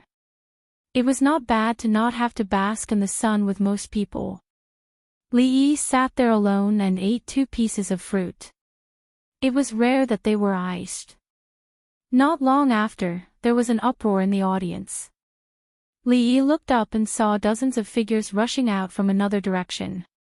Many women walked out from a door of the hall. Countless palace maids came forward to greet them respectfully and led them to their designated seats. Qin, here. Li Xian waved to a nearby place and said. The crown prince's wife and Rui walked over hand in hand, whispering something as they walked. Although Rui was also the county countess in name, she was actually the same as him. She was not very familiar with the other nobles in the capital. Because of his relationship with Li Xian, she had met the crown prince's consort a few times. After a while, they gradually became familiar with each other. Li Yi and Li Xian gave them the shady seats in the back and sat in the front. Before the official match, there would always be some important figures who would make some speeches. This process was usually very boring. When he finally got to the beginning of the match, he looked up and found that the one who represented the Jing kingdom was Shuaiyong, whom Li Xian had just introduced to him. When he saw the people sent by the Qi kingdom, Li Xian's expression was clearly startled. A woman. He didn't discriminate against women, but not every woman was like Mingsu. For the Qi kingdom to send such a woman to compete with Shuaiyong, could it be that they had already given up? Are all these youngsters from the Qi kingdom here to watch the fun? If that was the case, then today's competition wouldn't be so exciting. Although the winner wouldn't be decided in a single match, and there were 3 people on each side, it would be considered as the winner if 2 out of 3 matches were won. However, it wouldn't be so easy to win if one person was killed at the very beginning. When Li Yi saw the familiar woman walking into the field, a hint of surprise appeared on his face. How could it be her? Shuaiyong walked into the field, laughed and said, is there no one else in the Qi kingdom? You've actually sent a woman here. I, Shuaiyong, don't want to bully a woman.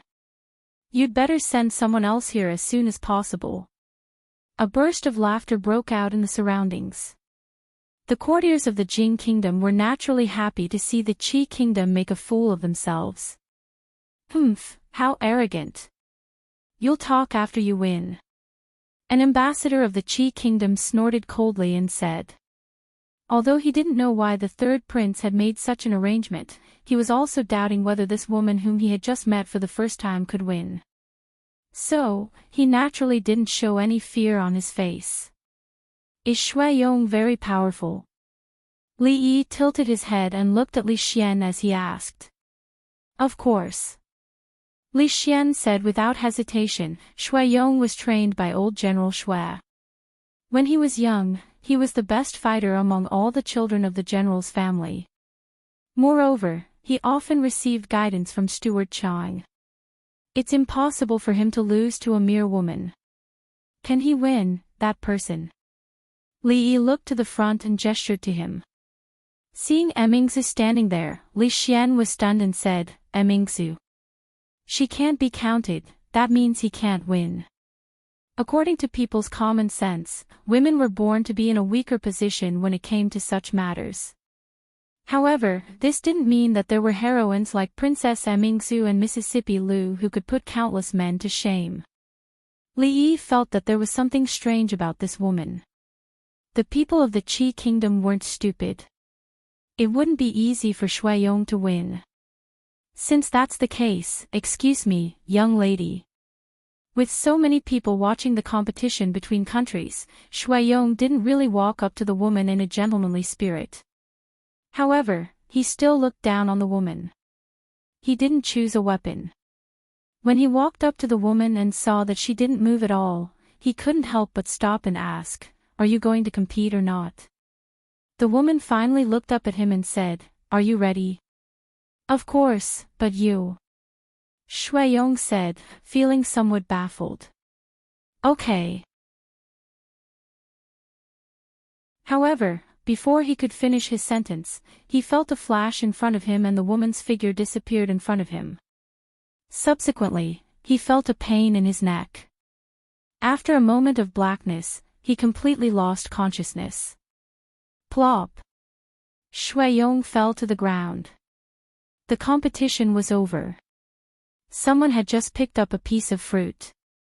Before he could put it in his mouth, his wrist shook and it fell to the ground. Li Xian was even more stunned on the spot. An instant kill. Shui Yong was actually defeated in an instant. Didn't that mean that the woman, who looked younger than Shui Yong, was much more powerful than him? While Li Yi was also shocked, Rui walked up and said, Husband, don't you feel that this woman looks a little familiar? Since even Rui said so, it seemed like they did have some sort of interaction before. Li Yi frowned. When he was thinking hard, there was an uproar on both sides because of what had happened just now. How could this happen? Even Shui Yong lost. Who else among the younger generation can go up? Look at the scene just now. Alas, the gap is too big. The gap is too big. What should we do now? Is the Qi kingdom really going to win this round? It was unexpected that such an ordinary-looking woman could be so powerful. Although there were still 2 more rounds, if no one among the younger generation could defeat her, the result would be the same even if there were 10 or 100 more rounds. Shui Yong was quickly carried away by 2 guards. After the imperial physician examined him, he looked at old General Shui and said, It's okay. He just fainted. He will wake up in a while. Old General Shui's expression softened a little. Emperor Jing looked at the young woman in the field, and a trace of surprise appeared in his eyes. Even he knew that in the competition between the younger generation, there was not much difference in strength. As an outstanding disciple of the family of generals, Shui Yong was already very powerful, but even he was not a match for the woman from the Qi kingdom. In the next 2 rounds, no matter who was sent up, wouldn't they lose? Behind him, Changde frowned. When he looked at the woman, his eyes flashed and a thoughtful expression appeared on his face. Father, let me go up for the next round. At this moment, a sweet voice suddenly came from his side.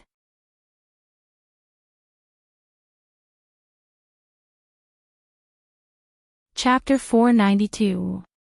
Emmingsu. Emperor Jing turned his head and saw Emmingsu coming out from the side. He frowned and said, You can't do that.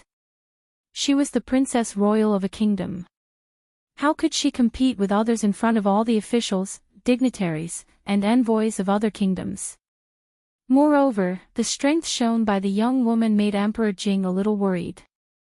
Are there any young masters in the palace who can defeat that woman? Emperor Jing looked at Changde and asked. Since even Shuaiyong had been defeated, Emperor Jing naturally would not pin his hope on the other sons of the generals. If the other side easily won the 3 matches with only one person, the Jing kingdom would lose face.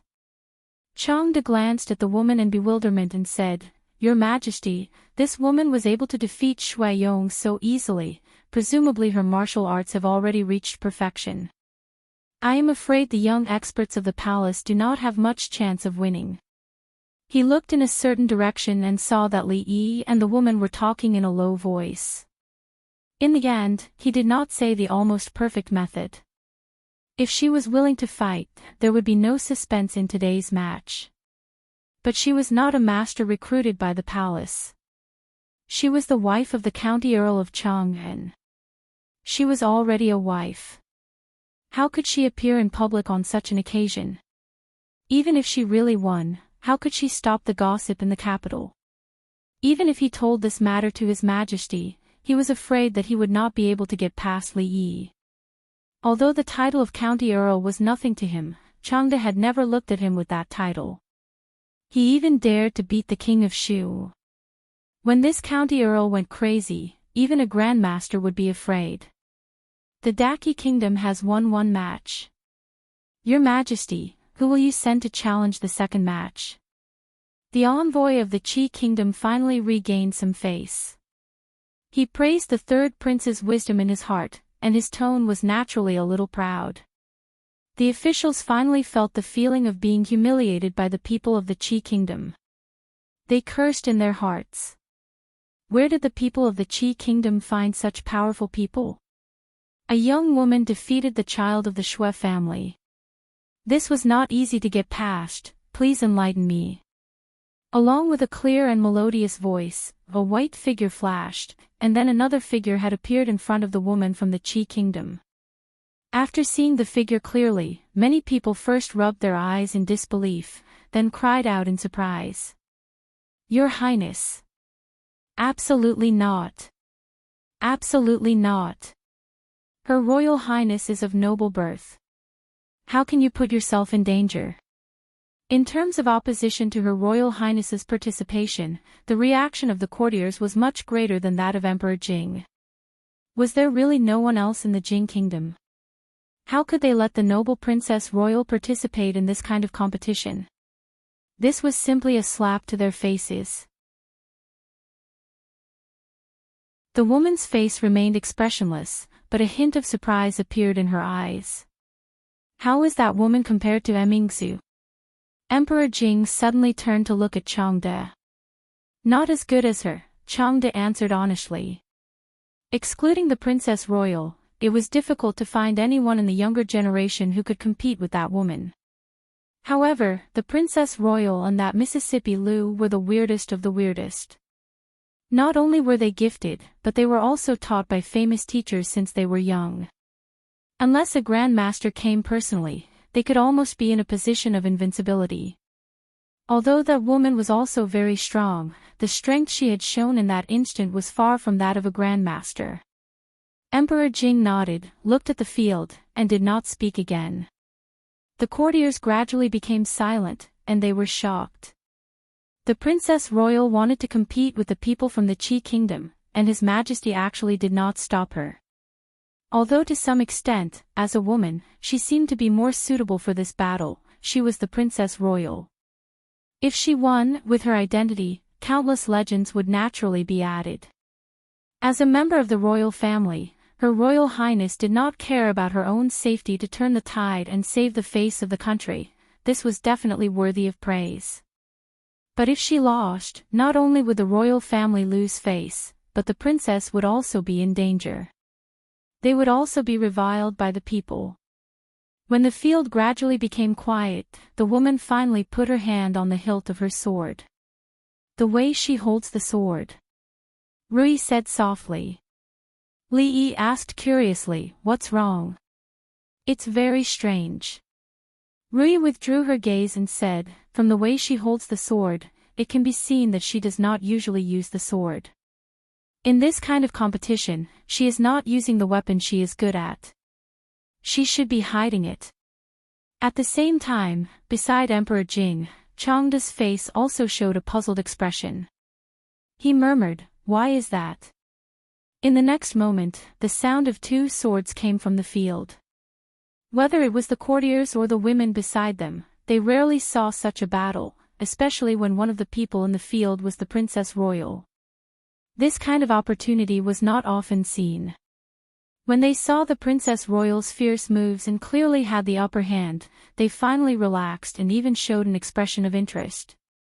"Mingzu is still the best," Li Xian said with a smile. Li Yi nodded. Even Mississippi Lu admitted that Her Royal Highness's martial arts were not bad, which meant that she was very, very powerful. If she was ranked on the heaven list, she would probably be in the top 5. Even if the woman lost, it would not be an injustice. This woman is not simple. In fact, the princess did not have the upper hand. Rui looked at the two figures in the field and said, "Ah." Li Yi turned his head and looked at her with some confusion.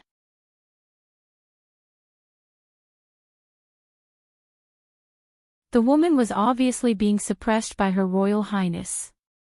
Even he could see that, so how could Rui be wrong? At this time, Li Yi did not notice that not far away, Changda's expression was already a little ugly. Although she has been retreating, there is no flaw at all. She just did not fight back. Rui looked at the woman from the Qi Kingdom in surprise and said, "No, she is looking for the princess flaw. The princess is going to lose." As soon as Rui's voice fell, Changda's expression changed greatly. In the field, although Mingzhu's sword moves were still extremely sharp, at a certain moment, the woman suddenly stopped defending and seemed to casually stab with her sword. That sword passed through the layers of Mingzhu's sword shadows and went straight for her chest. More importantly, Mingzhu had always been displaying fierce attacks. At this time, her body rushed forward due to inertia and directly collided with the tip of the sword. Emperor Jing's expression changed and there were countless exclamations in the field. A shadow flashed and Changda's figure had already disappeared.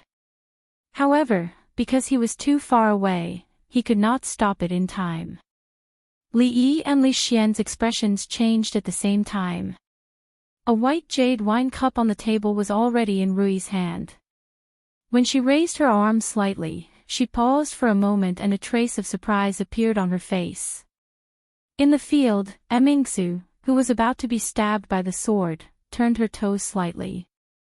After drawing an arc on the ground, her body suddenly moved to the side in a strange way. At the same time, the sword momentum did not decrease and went straight for the woman's throat. Changda's figure appeared in the field. When he saw this scene, his expression was also extremely shocked. Just now, when the woman was fighting with the princess, he realized that he had underestimated her. Even when she was fighting with Shuiyong, she did not use her full strength. Like the princess, her real strength should be extremely close to that of a grandmaster or even surpass the princess. This was because when the two of them were fighting, the princess was the first to reveal a flaw. However, Changda did not expect Her Royal Highness to be able to pull off such a beautiful reversal under such circumstances. Although he did not know how she managed to evade the attack, the scene just now was a classic even for a grandmaster. How could it be? Rui looked at Li Yi and said softly, "How does the princess know Tai Chi?"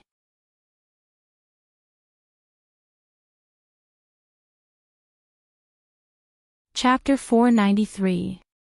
It's not me. Seeing Rui looking at him, Li Yi opened his mouth subconsciously. Speaking of Tai Chi, he himself was a dabbler. No, he could not even be considered a dabbler. Ever since the last time he tried to use Tai Chi to trick the princess into becoming his disciple, he had never mentioned it again. So far, he and the princess only had a pure relationship. It couldn't be any more pure. As for the secret rendezvous in a small garden in the palace, using the excuse of teaching martial arts, holding hands, touching, and hugging, of course not. Husband and Her Highness are good friends. It doesn't matter if you really teach her. Rui said with a smile, it's just that recently I thought of a more effective way of circulating vital energy. Husband, remember to remind me to inform the princess after this match. Li Yi looked at her and found that he couldn't understand Rui's tricks anymore. He felt that he couldn't answer her. Fortunately, she didn't continue to ask. When Li Yi secretly heaved a sigh of relief, he was also puzzled. Who taught her Tai Chi? In this world, there were only 3 people who knew how to use Tai Chi: Rui, and him. Rui counted as 2, Mississippi Lu counted as 1, and he, who only knew the moves and couldn't bring out the true power of Tai Chi, counted as 0. Li Yi was sure of this. However, what Her Highness used at the critical moment just now was not the Tai Chi footwork that Rui taught her. He shook his head. This matter could wait until she won. With such a sudden turn of events, Li Yi felt that the Qi Kingdom woman should also be confused. However, just as he had this thought, the woman suddenly made an unimaginable move. Her sword had been thrust out and couldn't be pulled back in a short time to block, so she stretched out her other hand. She used 2 fingers to lightly flick Mingzhu's sword. Her sword was easily bounced off. Seeing this, Li Mingzhu's expression changed slightly and he quickly distanced himself from her. It's her. Rui looked at the woman and couldn't help but exclaim. Grand Master. All the wrinkles on Changda's old face were tangled together and his eyes were shining. Who is it? Li Yi looked at her in confusion. Husband, do you remember the Taoist we met in Qing and Prefecture? Rui looked at him and said, the one who almost competed with Rui. Li Yi nodded. Of course, he had not forgotten about that Taoist nun. She had even helped him once. Moreover, he had a deep impression of someone who could not even defeat Second Lady Lu. You're saying that the Qi Kingdom woman? Li Yi stared at her with wide eyes, is the disciple of Taoist nun. Rui shook her head and said, the woman on the field is that Taoist nun. Li Yi paused for a moment, then smiled and said, my wife, don't joke. Taoist nun is already middle-aged. The person on the field is clearly a young woman. How can, he didn't finish his sentence and closed his mouth. He suddenly thought of something. Just a moment ago, Lao Chang had conducted a martial arts literacy test on him. He seemed to have mentioned that there was indeed such a strange martial art that, when practiced to a high level, could change one's appearance and deceptively regain one's youthful appearance. Could it be? Li Yi raised his head again to look at the woman on the field. Her face was still unfamiliar, but her eyes were indeed familiar. Her appearance may change, but her aura will not. She has been hiding her aura and suppressing her strength below that of a grandmaster. She didn't expect Her Royal Highness to have such a strange move. If she hadn't used the strength of a grandmaster just now, I'm afraid she would have lost. Rui looked at him and explained, but at that moment, she could no longer hide her aura. Ordinary people can't feel the fluctuations of that aura, but those who have reached the same level as her will be extremely sensitive to that aura.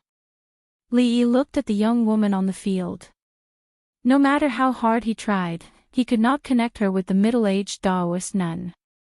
A grandmaster expert had changed her appearance and snuck into the palace, appearing in front of the old emperor. It was obvious that she was up to something big. Li Yi murmured, does that mean Her Royal Highness can't win no matter what? Rui shook her head and said, not necessarily. She has been suppressing her strength just now. It's only because Her Royal Highness's move was too wonderful that she had to reveal the level of a grandmaster. Although her strength has been reduced, she still has the experience and knowledge of a grandmaster. Otherwise, Her Royal Highness would have won. Li Mingzhu was naturally not an ordinary master. There were all kinds of profound martial arts books in the palace. Her foundation was much deeper than that of the sects in Jianghu. It was almost impossible to beat her at the same level. However, a grandmaster was a grandmaster after all. The power of a grandmaster did not lie in their profound skills or exquisite moves. In fact, when they reached that level, they had already reached a state of returning to the natural state. They did not pay much attention to the moves. They were almost invulnerable, but they could easily see the flaws of others. If someone could do this, it would not be strange for the weak to win against the strong. The courtiers and women present had never seen such an intense battle before. They couldn't help but be amazed. That woman could actually use her fingers to flick away Her Royal Highness's sword. Were all the martial arts masters like that? To them, this was too inconceivable. Your strength is similar. It won't be easy to determine who is better. You will definitely be injured. Her Royal Highness is of noble birth. You can't put yourself in danger again. Why don't we call this a draw? Changda's face was as dark as water. He walked to the field and said, Her Royal Highness, you can leave first. After saying this, Changda looked at the young woman and said, In the next round, let this old man experience your excellency's great skills. A Grand Master had actually approached His Majesty without anyone knowing. No one knew what his intentions were. If this matter was investigated, it was unknown how many people in the palace would be beheaded. Changda looked at the envoy of the Qi kingdom coldly, but he could not directly point it out. He was well aware of how terrifying a Grand Master was. However, His Majesty, all the courtiers, the nobles of the capital, and their families were all here. Even if the palace masters could make this Grand Master stay here forever, it was unknown how many people would be able to stand in the imperial court tomorrow. Seeing Changda walk to the field, the officials were all stunned. They did not know what was wrong with Chief Chang. This was a competition between young people. Why was an old man like him joining in? Even Jing Emperor's face showed surprise, but he did not say anything to stop him. Many people were very happy to see this scene, but the envoy of the Qi kingdom naturally did not agree to it. The old man in front of them had always been by the side of the emperor of the Jing kingdom. He must be a powerful character. How could they allow him to break the rules and ruin their grand plan? Before the competition, there was a rule that both countries could only send young talents. The rules cannot be changed. Are you going back on your word? One of the envoy of the Qi kingdom immediately stood up and looked at Changda as he asked, May I ask how old your excellency is? Changda's face was gloomy. He looked at the envoy coldly and said, Ever since I came out of my mother's womb, I've had this face. I'm 28 years old now. There was a moment of silence in the field.